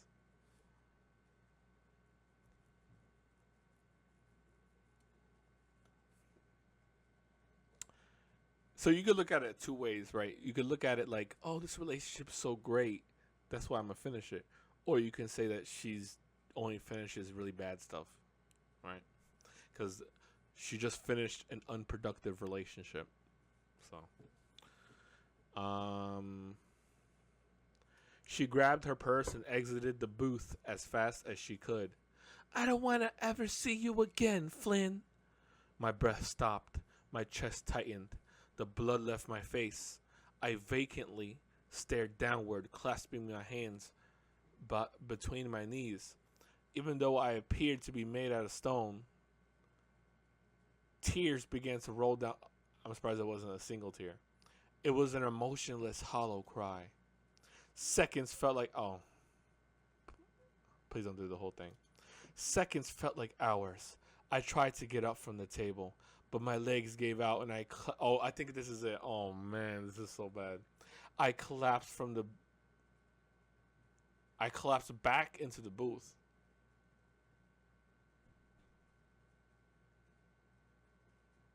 I'm just trying to imagine it. I tried again, slowly rising from my table. I put on my coat and walked out of the diner. I jumped in my car and sped off. I looked in my rearview mirror. My face was tangled with emotion. Tears poured out. As I drove, I couldn't get an image out of my head. My car hydroplaning on the what? Exactly. This is the scene, dude. My car hydroplaning on the tears that fell from my face and flooded the streets. That is like melodramatic, like 13-year-old girl shit, dude. My car hydroplaning on the tears that fell from my face and flooded the streets. Literally, like just not even high school girl, like literally just middle school girl drama shit, dude. That's how girls fucking think about that shit. Your tears are flooding the streets? Who the fuck? What? Veering across lanes and crashing into the back of a garbage truck. Bro, this is so much drama.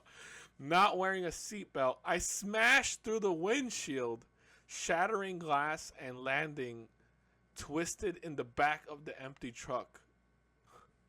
You would think he would have some scars from this. Oh, see, this is fake. Then the compactor turned on, easily crushing my body into red paste. Oh my god. So it's actually even worse that he just made up this scene. Like, I just wasted my fucking time reading that. If it didn't happen, why the fuck are you making me read it, dude? Oops. Why am I reading something that didn't happen at all? You're just wasting my time, literally. Like, literally. As the Macrobay daydream ended. Dude, just, come on, man. Like, it's just wasting my time. My car sputtered out. I pushed the accelerator. Oh, hold on. Yeah, so, whatever. I pushed the accelerator, but nothing happened. Out of gas on the edge of town, I pulled over to the side of the road just under a bridge. This was truly nowhere. I opened the door, left the keys in the ignition, and ran. I ran and ran, not knowing why. I sprinted with what felt like an entire body, head tilted towards the blue sky. My throat burned, then my lungs, then my legs, then my toes, then my feet. My toes before my feet. So it passed over my feet and then it went to my toes. My whole body felt as if it were on fire. I suppose I ran because I wanted to. Yeah, telling me a suppose during a dramatic moment. Yeah. Because I wanted to feel something, anything. The blocks turned into miles. Oh my God. And the minutes into hours. You did not run for hours. Stop fucking lying. My sprint turned into a wobbly jog. I stumbled off the street. How are you still on the street? Collapsing into someone's front yard. I mean, I guess you can sleep on the street. I had no idea where I was. I lay there, my face pillowed by blades of grass, staring into the dirt, my mind empty, my lips salty from snot and dried tears. I pushed myself up and knocked on the stranger's front door. And then he called his mommy. Hello, sorry. May I use your phone? Bitch, go back to your car. Why are you calling your mom when you left your car? You gotta go pick up your car. Bro, come on. You're gonna call your mom when you left your car with the keys there. Oh my god. I called my mother to pick me up. What the? I can't give her the same voice. What the fuck, Flynn? What happened? My mom said when she arrived. I sat quietly in the car, motionless, my head erupting with a fever. See, Flynn, this is what happens when you go running in the winter. Who the hell does something like this? She said in a judgmental, yet loving way. She continued to lecture, but the words began to fade, like hearing music from the outside of a nightclub, muffled and dark. Lola broke up with me, I said. Oh, Flynn. No, I'm so sorry, she replied. My mind snapped back to reality. Oops, there goes gravity. I finally thought about what had just happened. That's when it hit me, the gravity, by the way. Everything Lola had said was true. She'd always told me I worked too much, that all I cared about was work. But since I never finished my work, it was in vain. She even tried to justify my actions, saying that if I had ignored her for a cause, if I had put our love aside for something greater than myself, it would be one thing. But I was living in a loop. My creative pursuits were all I had that brought me any joy, and I became frantically devoted to my craft. Bro, like, that sounds like ChatGPT crap. And this is before ChatGPT. I changed the word. I fanatically devoted to my, I became fanatically devoted to my craft. Okay. It was my way of feeling complete. I would hold myself up for days on end, wake up, coffee, cereal, write, lunch, write, dinner, write, sleep. Manuscripts piled up, littering my room. I would write, stream of consciousness, uninterrupted for hours, ignoring the world outside. It was a kind of mania. If I wasn't writing, I was lost and depressed. So go back to writing instead of bitching about your girlfriend. I would talk out loud to my fictional characters. Dude, this guy sounds like he read, like, oh, he Googled, what do authors do? And then one fucking Redditor said, I like to talk, does anybody else talk to your fictional characters? And then, like, the guy with the most updos is like, I'm currently dating one of my fictional characters. I'm gonna marry her. And it's like, I don't think that's real. Like, that's not real. No one, who the fuck actually talks out loud to their fictional characters, dude? Figuring out dialogue. She believed that I was detaching myself from the real world through my stories. That I was spending more time with my characters than her. Sorry. When I stop, it's because I have a thought that I want to say, but then I decided again. Not because it's like super extreme or anything. It's just like, is it even worth saying it? She'd go on to say that the stories I wrote never ended. And because, oops. Oh God, the next page is where the crazy shit happens. Oh great. Because of this, it would never stop. She said every story needs an end, just like every, no, I'm not even gonna say it. And if there's no the end, then you cannot begin the next chapter.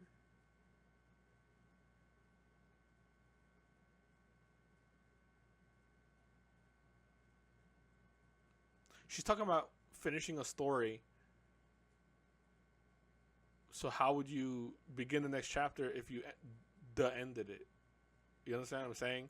Like, she's saying you got to end your stories, but how are you going to begin your story if you don't, if you already ended it. It doesn't make any sense.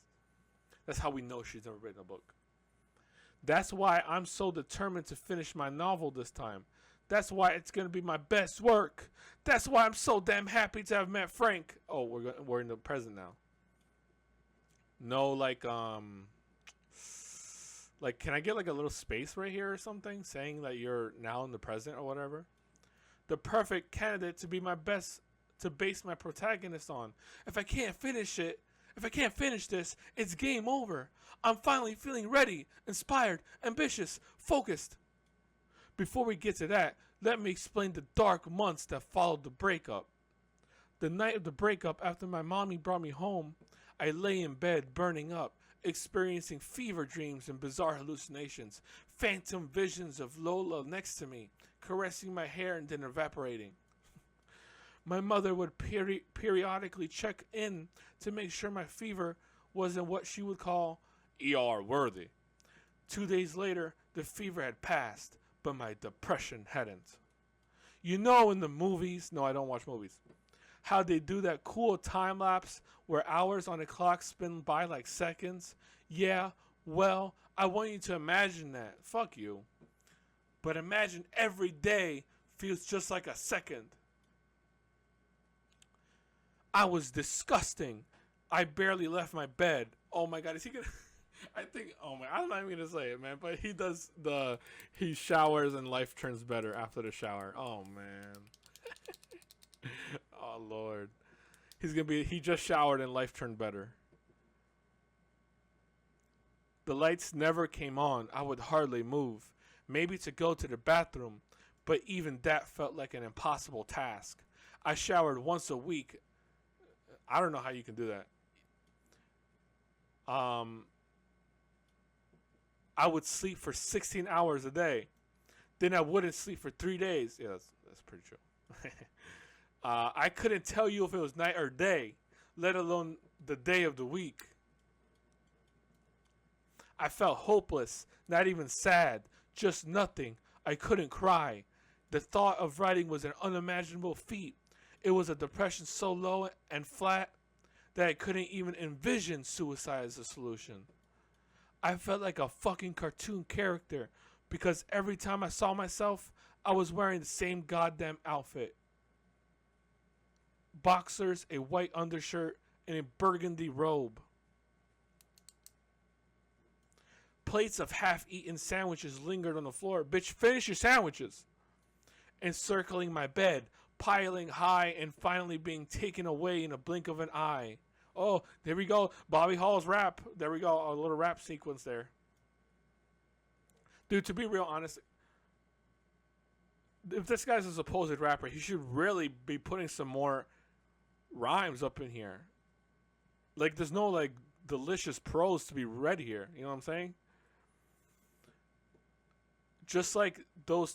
and then we got this line right here. Just like those time-lapse montages in movies. Yeah, we already established that's what you're referencing, brother. You don't need to tell me again in the beginning and the end, brother. Jesus. Fucking literally repeating yourself. Along with the sandwiches. So, there's a sandwich, and then there's mail. I had more mail than I could ever cared to receive. Who the fuck's writing you letters, bitch? Every once in a while, my mother would barge in to express that I had received another letter from a publishing company. She would tell me to open it, but quite honestly, I didn't care. Oh my god. I knew what it was, and I could hear Lola taunting me in my head. Another rejection letter. Well, Lola's if you listen to her fucking words, her biggest gripe was mostly that you didn't even finish a book. It wasn't even that you got rejected. It's literally like you didn't finish a book. That was her biggest problem. So you getting rejected isn't even the worst thing. It's just finish a fucking book. Bitch, you don't even listen to her. That's why she dumped you. She was so sweet when we were together. Was I truly the failure she depicted me as? The clock spun. The montage continued. Winter turned into spring. Then one day, it came to a halt. Flynn, my mother yelled.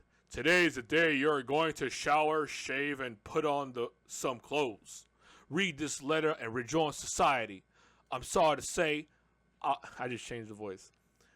I'll have to throw out your things. My mother had never spoken to. It would have been so funny if I saved that voice for that.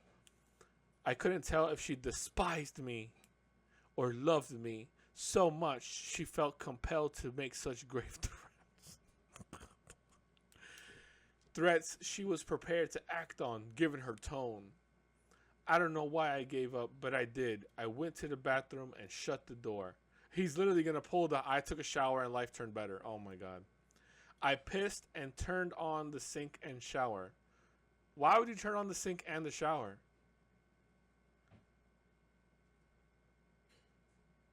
I turned on the sink and the shower. Bitch, if you're going to shower, just do the things you got to do in the shower that you would do at the sink. What the fuck? Unless he's doing shaving, I guess. But I don't know. This sentence, I turned on the sink and the shower, like, at the same time. Okay. I opened the door and emerged a fresh, clean-shaven man. I looked in the mirror and didn't recognize what I saw. A handsome, functioning member of society. You didn't do it. You didn't even leave the door yet. You're not functioning yet. But I wiped my eyes because I felt quite the opposite. Quite the opposite. Eggs are getting cold, Mom yelled. I clunked down the stairs. Do I have any like things I can clunk together?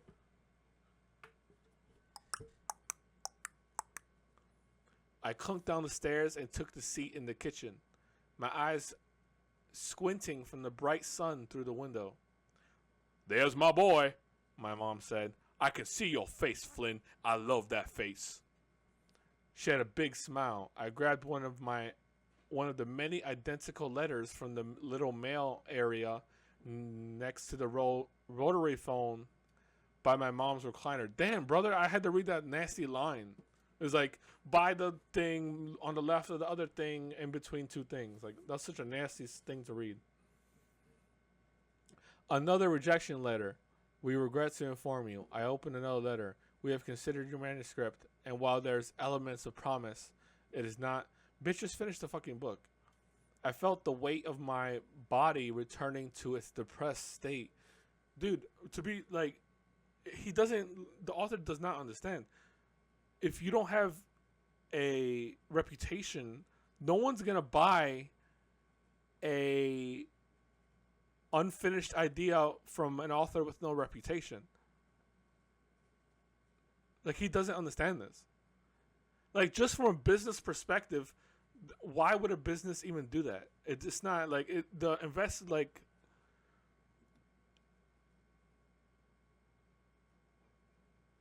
Like, ideas are a dime a dozen. It's the actual execution is what is, how do I explain it? Ideas are a dime a dozen, but the actual execution is what separates a good book from a bad book, right?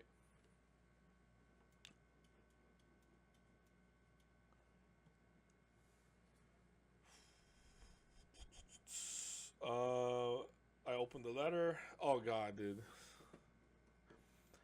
As you have not supplied, so he opens the letter or whatever, I'm not even going to read it. As you have not supplied a contact number or email, I have been forced to send you this old-fashioned way, via postal service. This is one of several. This idea is so good, he attempted several letters. And I remain hopeful it will be received.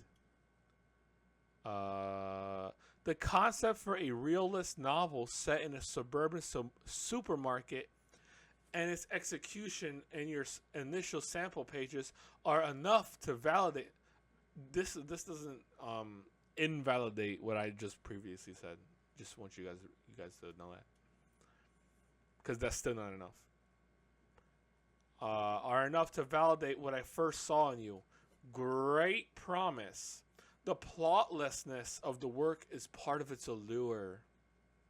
Isn't that just like slice of life? Like, just like scenes where it's not really, like, they're supposed to be entertaining in of itself for maybe even drama reasons, but mostly comedy, I think. I don't know. I mean, I don't really pay attention to that stuff, but just like regular slice of life.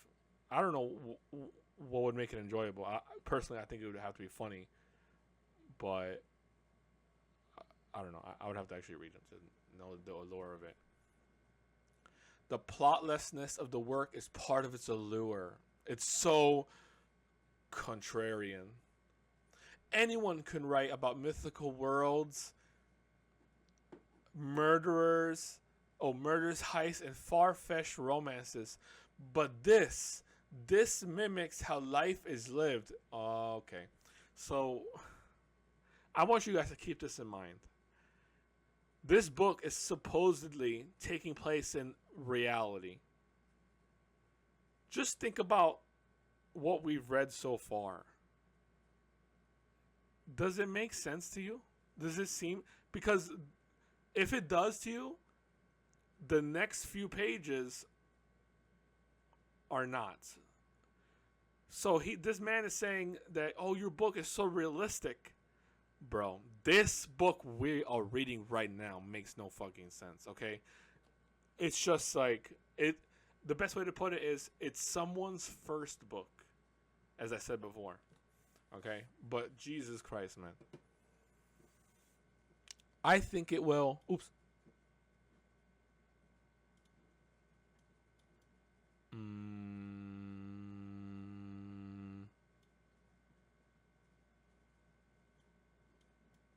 Okay. I raised my... Okay, oh yeah, hold on. Will resonate with readers in a special way. The timing is... And can I just say, it's so fucking... It's so... What's the word? Pretentious. Be like, oh, anyone could write about mythical worlds, murders, and heists. I mean, anyone could write what you're writing right now. It's the execution that matters. I can write a... I'm not even going to suggest it. Resonate with readers in a special way. The timing is perfect as well. The market has undergone transformation, and contemporary, edgy, authentic young voices are in demand. Well, you know, maybe. In this world, maybe. Your work, I believe, has potential to bring in a large, fresh audience. How are you going to bring in a large, fresh audience when you just established that it's already a growing audience? Maybe for his specific company, because he doesn't have an audience already, right? So maybe there's a market for it, but he doesn't have his audience yet, I guess is what he's saying. I believe you are capable of actualizing this story. I have faith in your ability to deliver a dynamic, fully satisfying manuscript. Along those lines, I believe the time has come to meet you in person. This never happens. I can't imagine why it would even happen. Let's talk. I will have my assistant contact you. Okay. Hold up there, sister. You just established that you don't have... How is this assistant going to contact you if you're writing this letter because you don't have his contact number or email? That doesn't make any sense. Oh, like, how do you have a contradiction like that? How is the assistant going to set it up in a meeting if you don't have his contact number, dumbass? I look forward to discussing the future of this book and your writing career.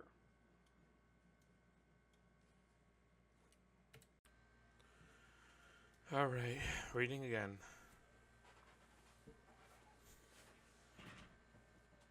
I raised my eyes from the letter and stood and stared at the wall in shock. I didn't even remember submitting to this company. You know... Okay.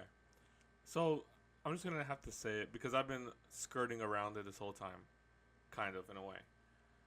Crazy stuff is going to happen. Okay?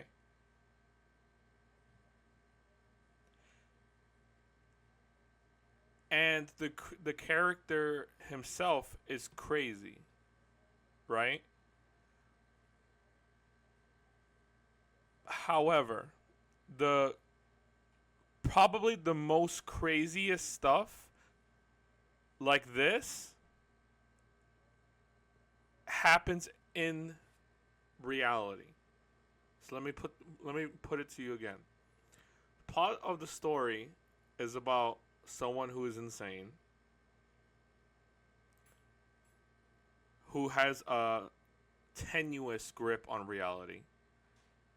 Stuff happens to him. He then finds out he's crazy. Okay? However, the craziest stuff that happens in this book actually happens. So it's actually kind of actually that actually makes it sound like a really funny plot, to be honest. But it's played serious, so that's why it's not funny. But the idea that this person is crazy, but the most normal things that happen to him are the stuff that like he imagines, and this scenario that you're gonna witness actually happens. Okay, that's the best way I could put this book. I raised my eyes from the letter and stared at the wall in shock. I didn't even remember submitting to this company. Now this is important because, as I just said, I don't know if I should. I keep on like I'm still on the fence about spoiling the story, but like this would be like, oh, foreshadowing. It's not foreshadowing. He did this. Like this is legit. This is a legit offer, right? So, and considering the stuff that's gonna happen later, you would think like, oh, that means this one had to be. This had to be. His crazy imagination. Nope. Quite honestly, I never heard of this company. I guess I had nothing to lose. I told my mother about it and she cried with joy. I wanted to turn this opportunity into a life-changing moment. I mean, that's not in your power. This just magically happened. I called the company to set up the meeting. Days later, I was at the airport on my way to New York City. I had never been more than a few hundred miles from home. Except this time, my my mom went on a trip to Hawaii. But I was so young, I don't really remember much of it. That's why I'm saying, just put all your kids in a box. Like if you if you had like the best moment of your life and you don't remember it, then what's the point?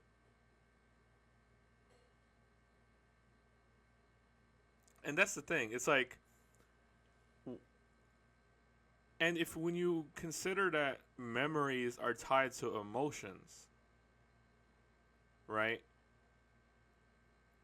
If you do something and it doesn't get a reaction out of you, did it really happen? Not in the sense of like something like a skill developing or an achievement that actually happened, like you won first place or something that actually happened, obviously. But like, let's say I went to, I don't know, some monument, Paris, like the Eiffel Tower. If I went to the Eiffel Tower and I saw it, and it stirred no emotions in me, and then I go back home, did it even happen? Or a more accurate question would be, does it matter? Did the impact was the impact so can't even fucking pronounce these words. I fucking type it up, but I can't pronounce it. Is the impact so negligible that it didn't even happen? You know what I mean?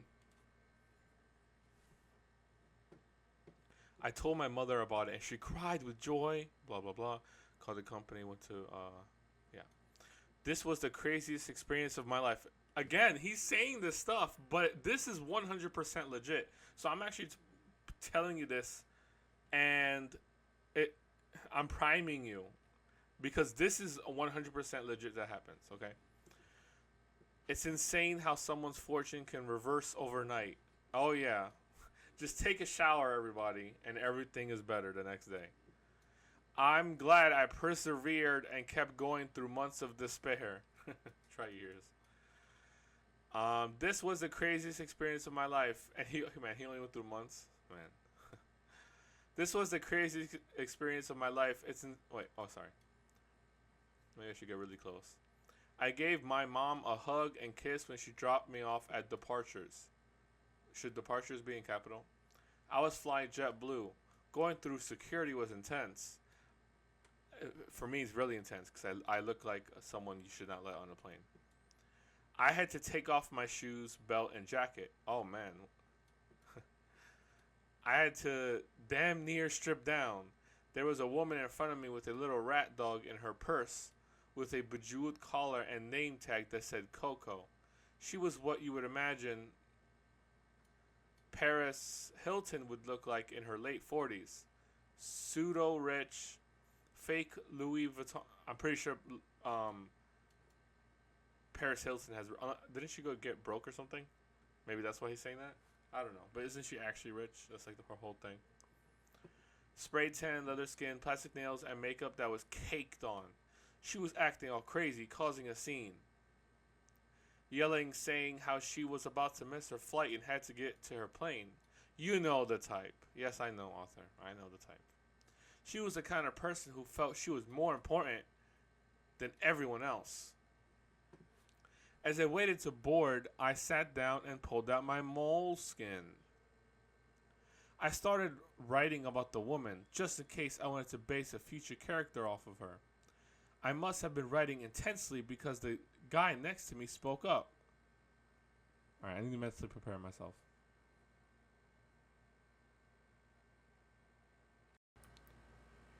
Damn, dude, you're really into whatever the hell you're writing, huh?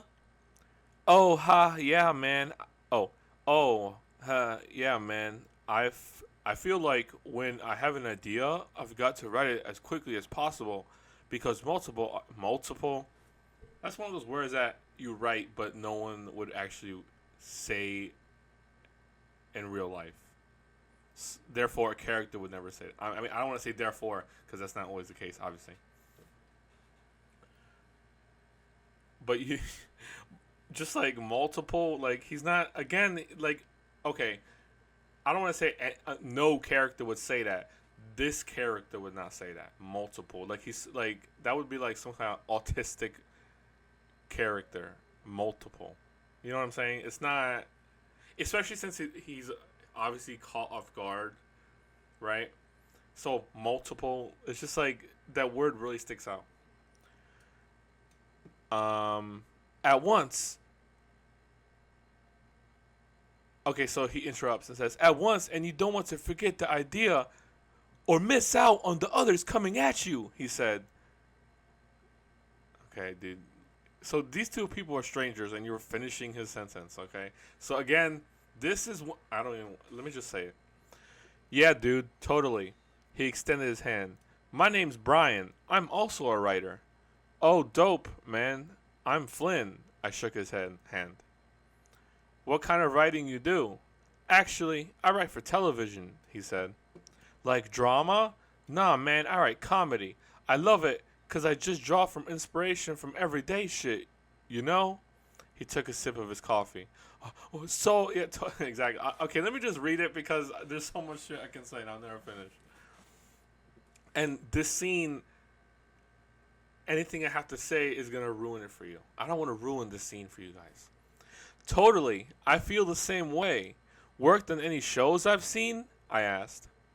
Oh, sure. I've written for Rick and Morty and Arrested Development. And I'm working on a hilarious show right now called Mixed Feelings. It's basically Curb Your Enthusiasm, but about a rapper and all the crazy, hilarious shit that goes on behind the scenes in the music industry. The stuff nobody knows about. Sounds like fun, man. What about you? Brian asked. Oh, I'm actually writing my first novel. I'm heading to New York City now to meet a publishing company. No shit, dude. I'm on that same flight, he said. Oh, cool, man. Oh, cool, man, I replied. What seat are you? He took his ticket out. 23A. No way! What are the odds? I'm 23C.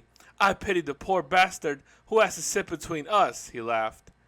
I had made a buddy in the airport. Maybe this wouldn't be such a bad experience after all.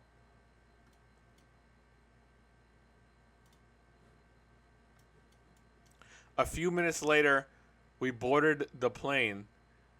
Brian and I made it to our seats, only to find 23B was sitting in my seat.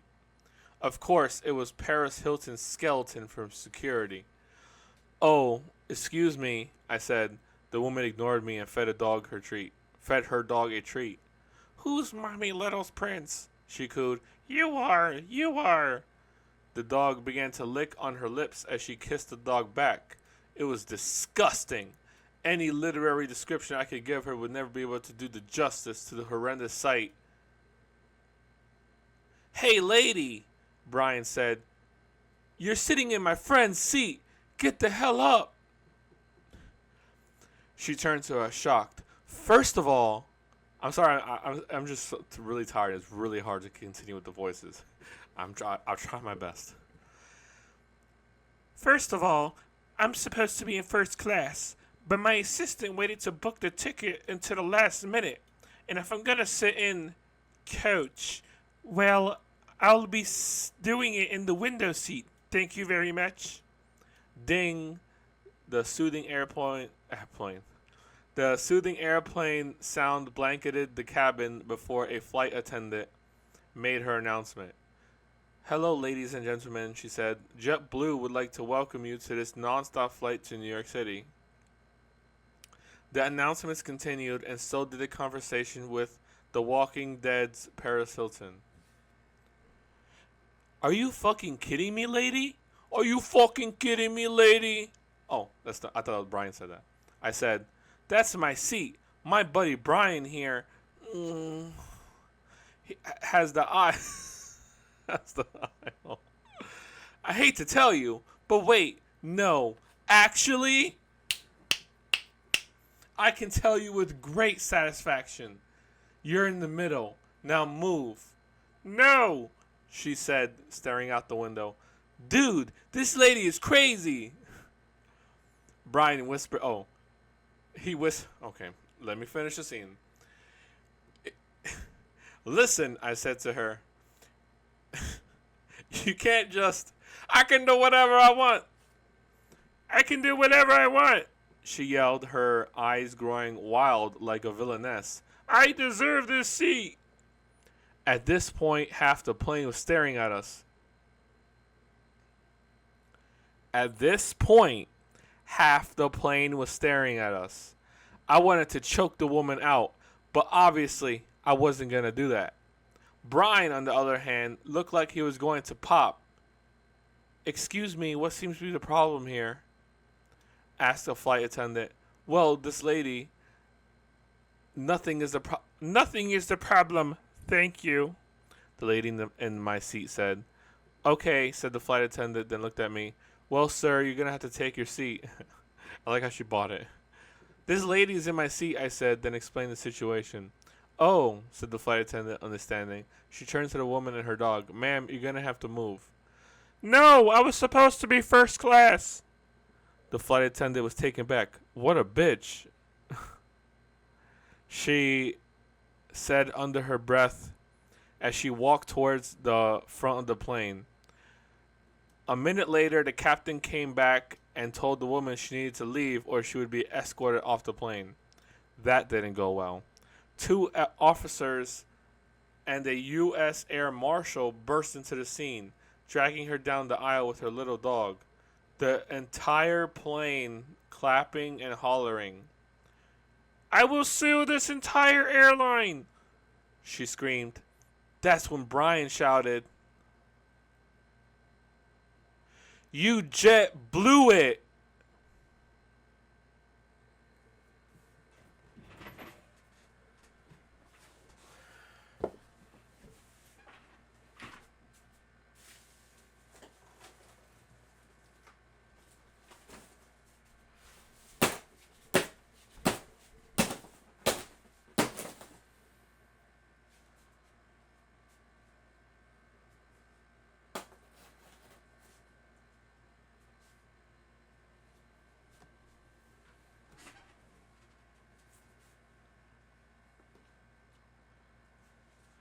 Okay. Now that you had time to like digest it.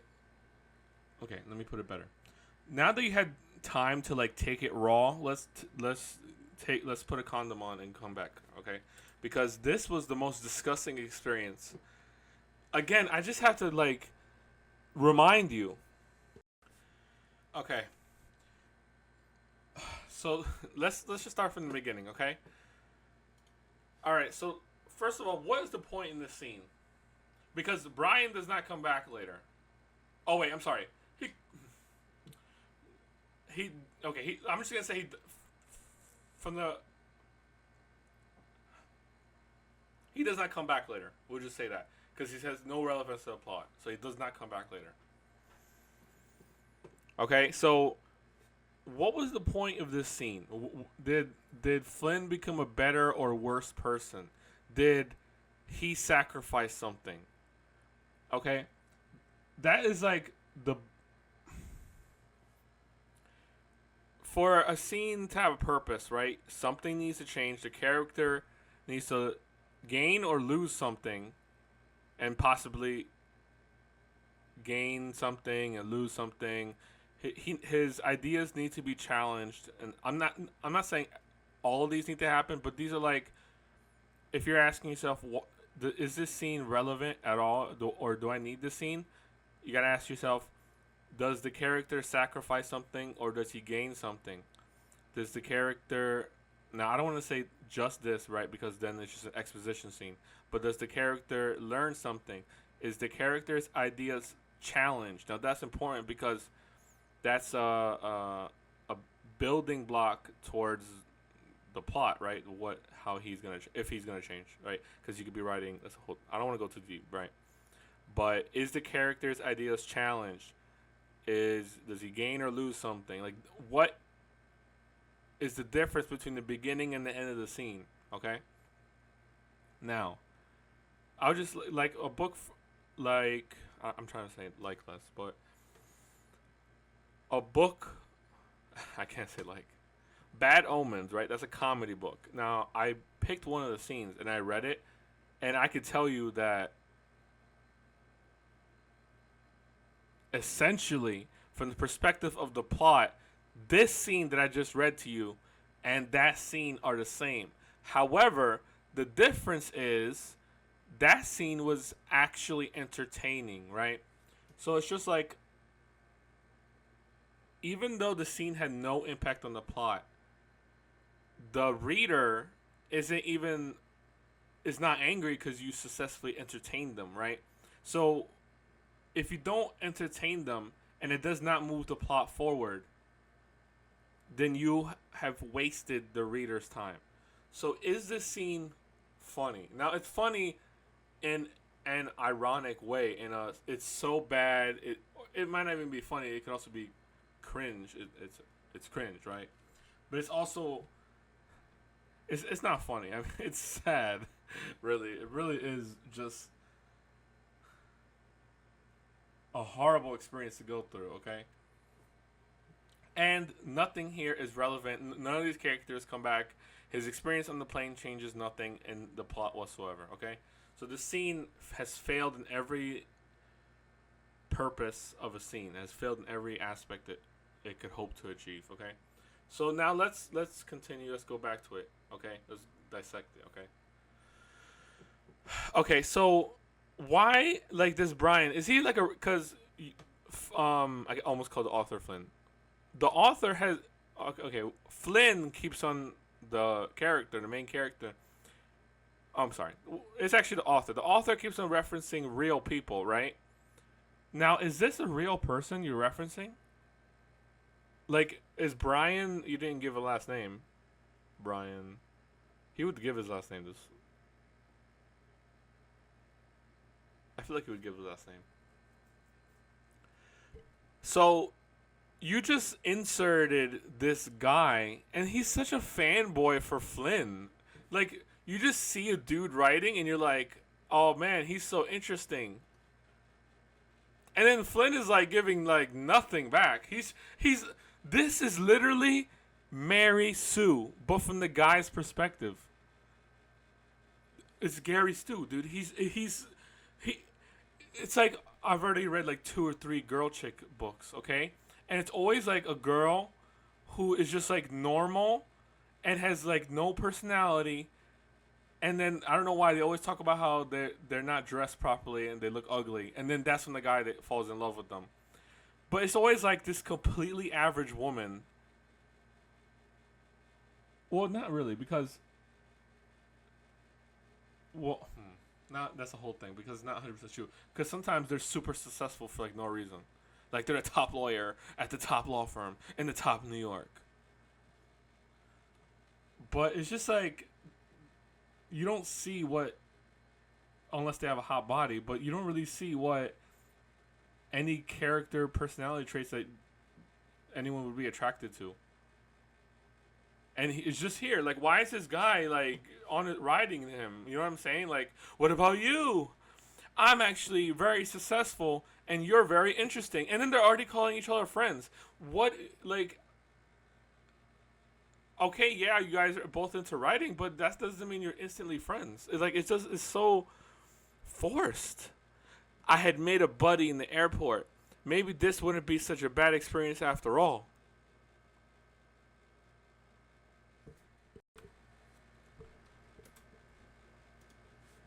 And then the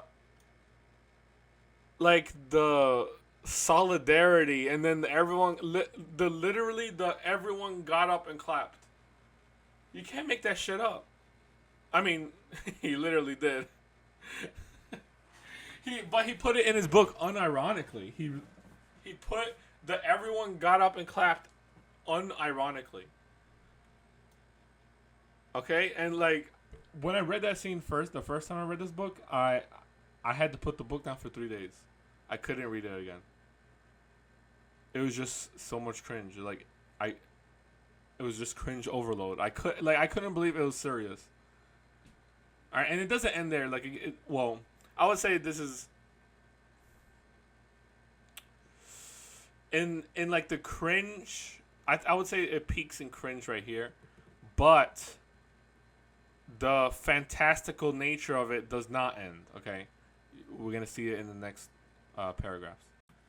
I had a tough time sleeping, my mind racing with anxiety about the upcoming meeting, but I focused on my characters and I eventually slid into slumber.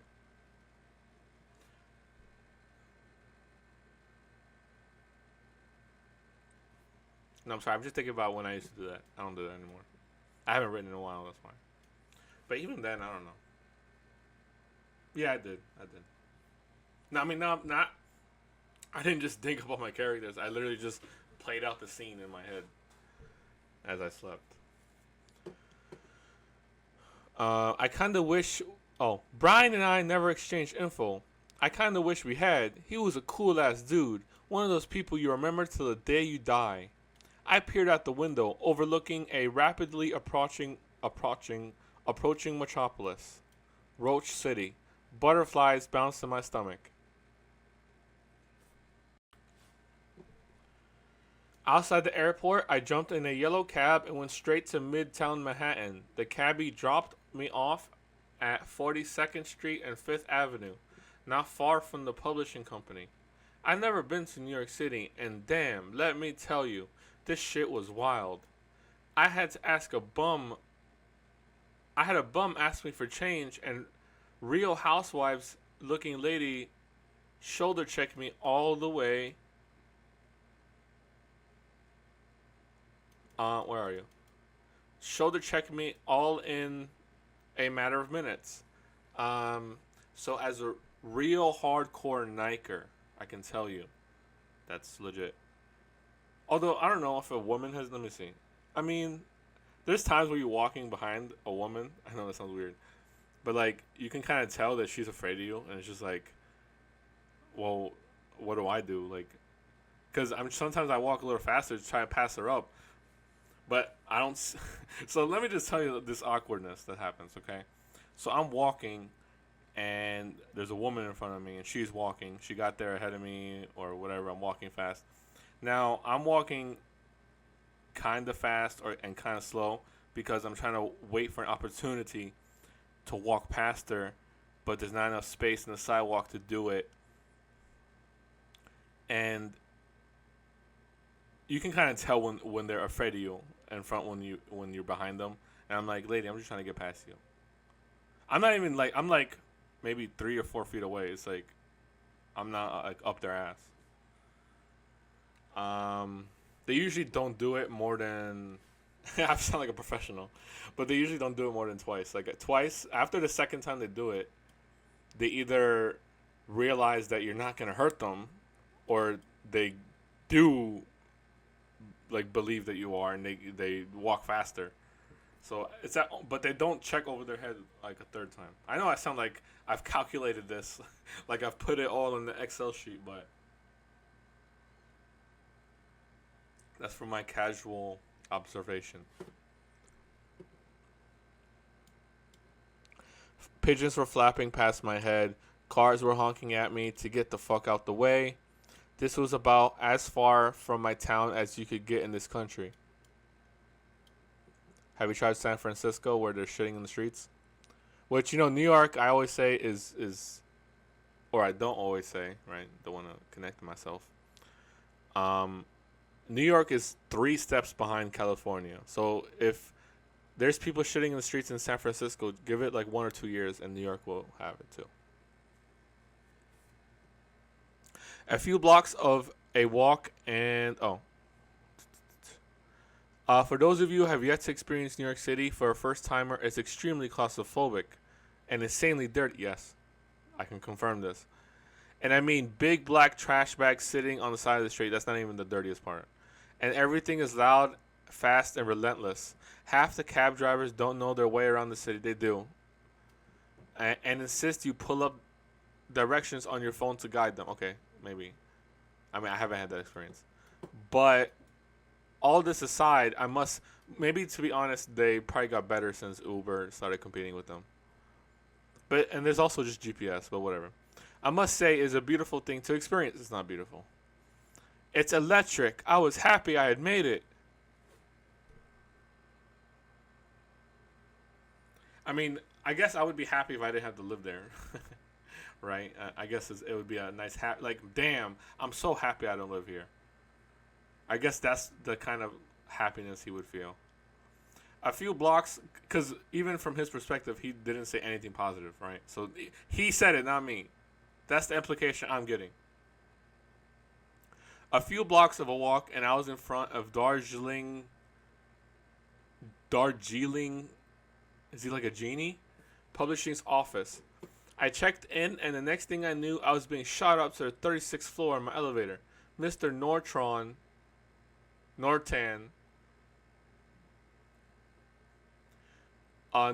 assistant greeted me and ushered me into his office. I sat there nervously, waiting for his arrival. His office kind of reminded me of what you see in those Wall Street movies. Yeah, because you have no fucking imagination yourself. Or you don't even have to have an imagination. Just Google pictures of what it would look like, what it really looked like, not Hollywood.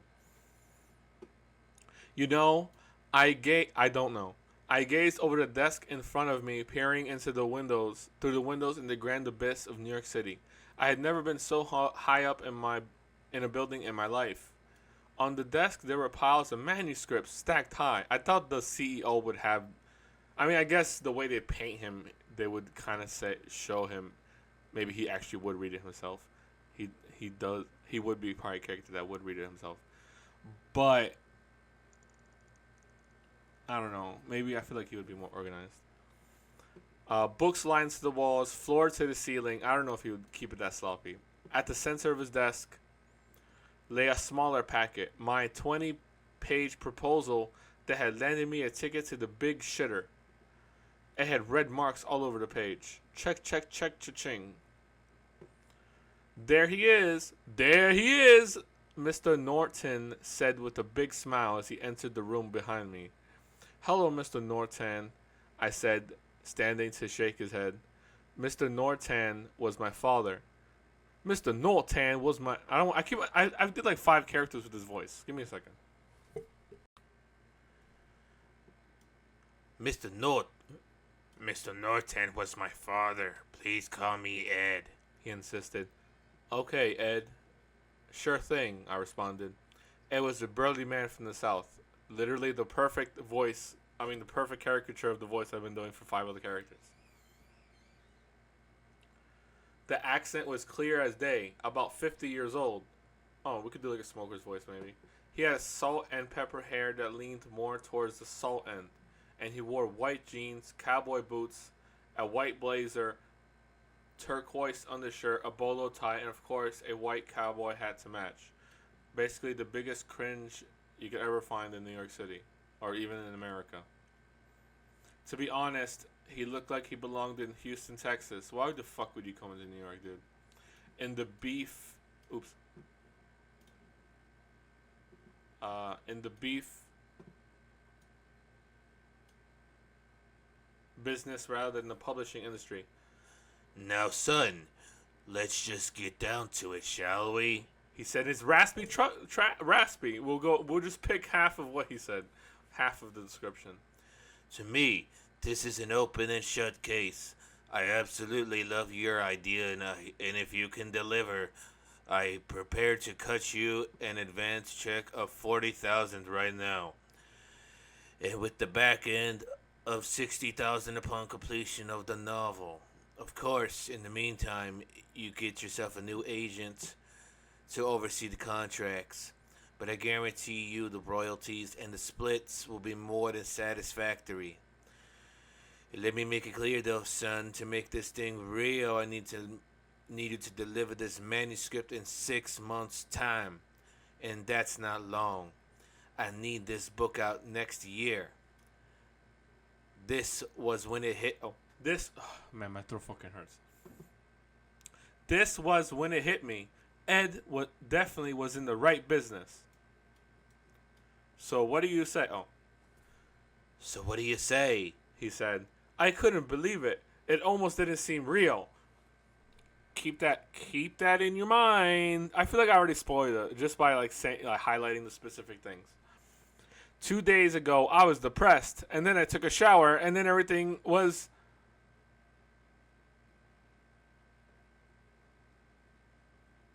I'm trying to think of a word that rhymes with suppressed. That's good.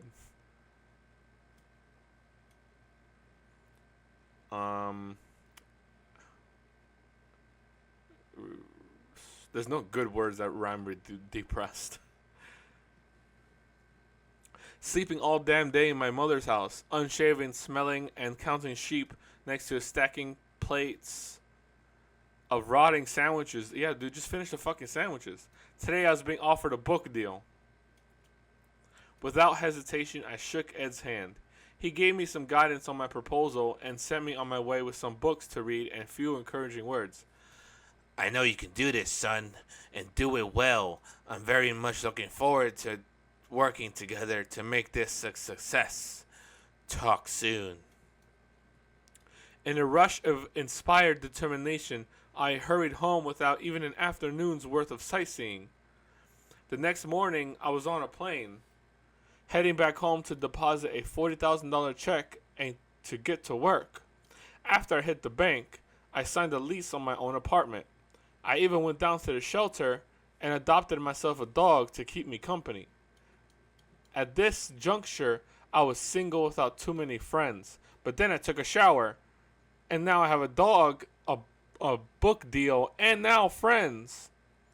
I was going to need some companionship. He was a little mutt by the name of Bennett, about 3 years old, mainly black with bits of light brown on his face and paws. Sweetest dog you'd ever meet. The baddest, baldest dog you'd ever meet. The baddest, baldest motherfucker with a red leash that you will ever see.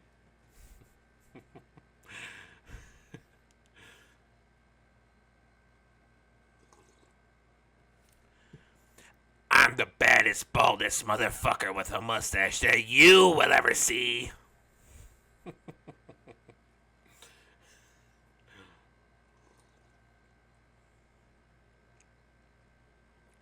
The day I rescued Bennett, I got him a fresh red collar, and I took him for a long walk.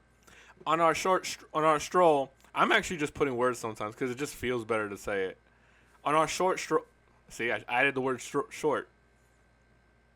I asked this totally random and quirky guy. I did it on purpose, though. My main point was I do it like unconsciously, like just flow. I asked this random guy to take a picture of Bennett and me. First of all, Bennett and I. I don't care if you're a writer. use better grammar. Bennett and I on the first day of our new life together.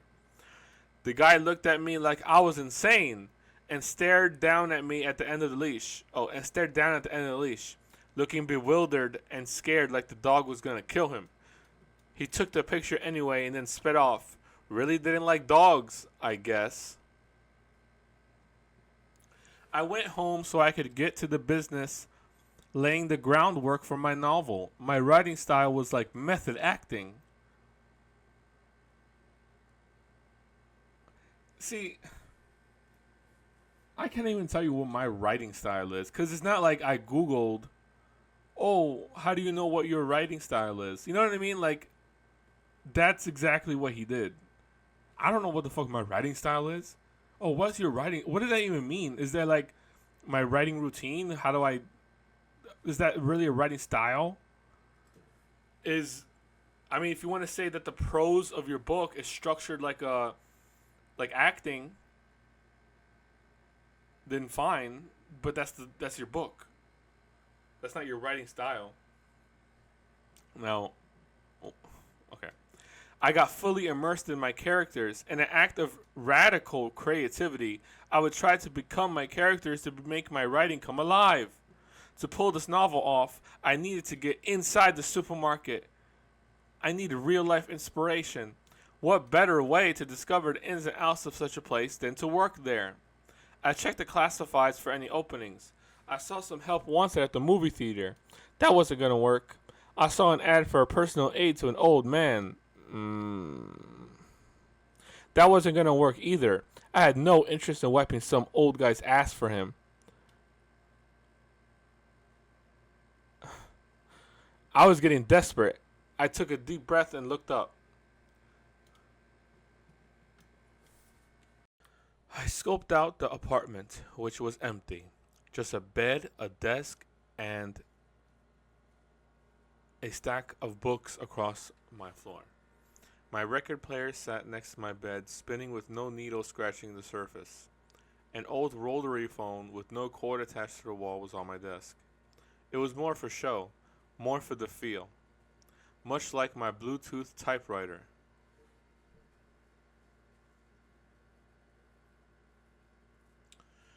Which sat on a wobbly old IKEA desk in the corner. Literally just like, I hate to use like words you see on the internet in real life, but he's like LARPing as a writer in his book where he's a writer. I guess like I can see a person who's trying to get into writing buying a Bluetooth typewriter. You know, just for just for the feel. I can see that. Right? But it's just like, I don't know, man. This whole book, which sat on a wobbly old IKEA desk in the corner. I stared at the writing machine. It seemed to have its own personality.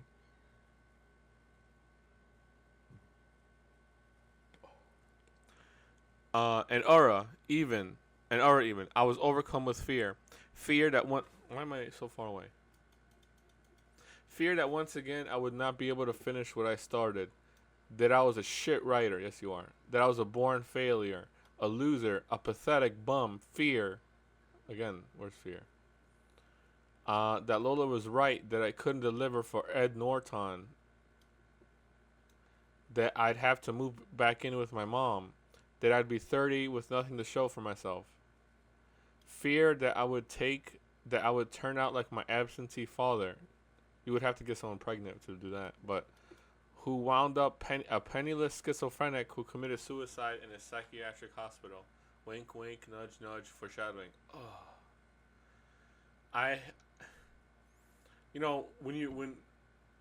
When he foreshadows, it like edges me. That's why you hear that. So every time you hear me, it's because like it's like he reached out from the book and stroked me a little. I had already lost the only love of my life. If I couldn't do this, if I couldn't give myself that, the end with this book, then my life would never truly be my own. I gripped the newspaper, stood up, and walked to the bathroom. I set the paper down next to the sink and splashed my face with water. Just then, the lights flared. I rubbed my eyes and looked in the mirror. There were two of me. My mind felt cloudy. I felt like someone was talking to me. As the other me dissipated, I stared at myself. No matter what happens, No matter what happens, finish the book. No matter what happens, finish the book. Stay inspired. Do anything to finish this book. Finish the book. Your life depends on it. I repeated this to myself over and over as the lights flickered. Just finish the book. No matter what happens, finish the book. Repeating my mantra, I began to feel like I was being split in two.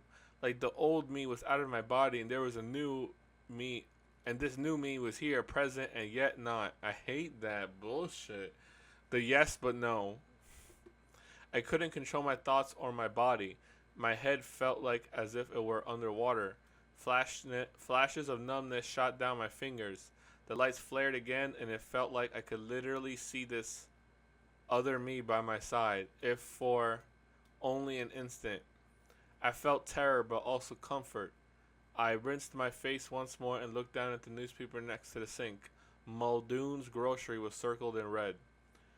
I head there in the morning to fill out an application and hopefully get a job that would inspire me to finish this book once and for all. But by now, you know I got that job. Now that you are all caught up, we can finish the eureka moment I was having walking with Frank through aisle 9. I think that's enough for me today, man.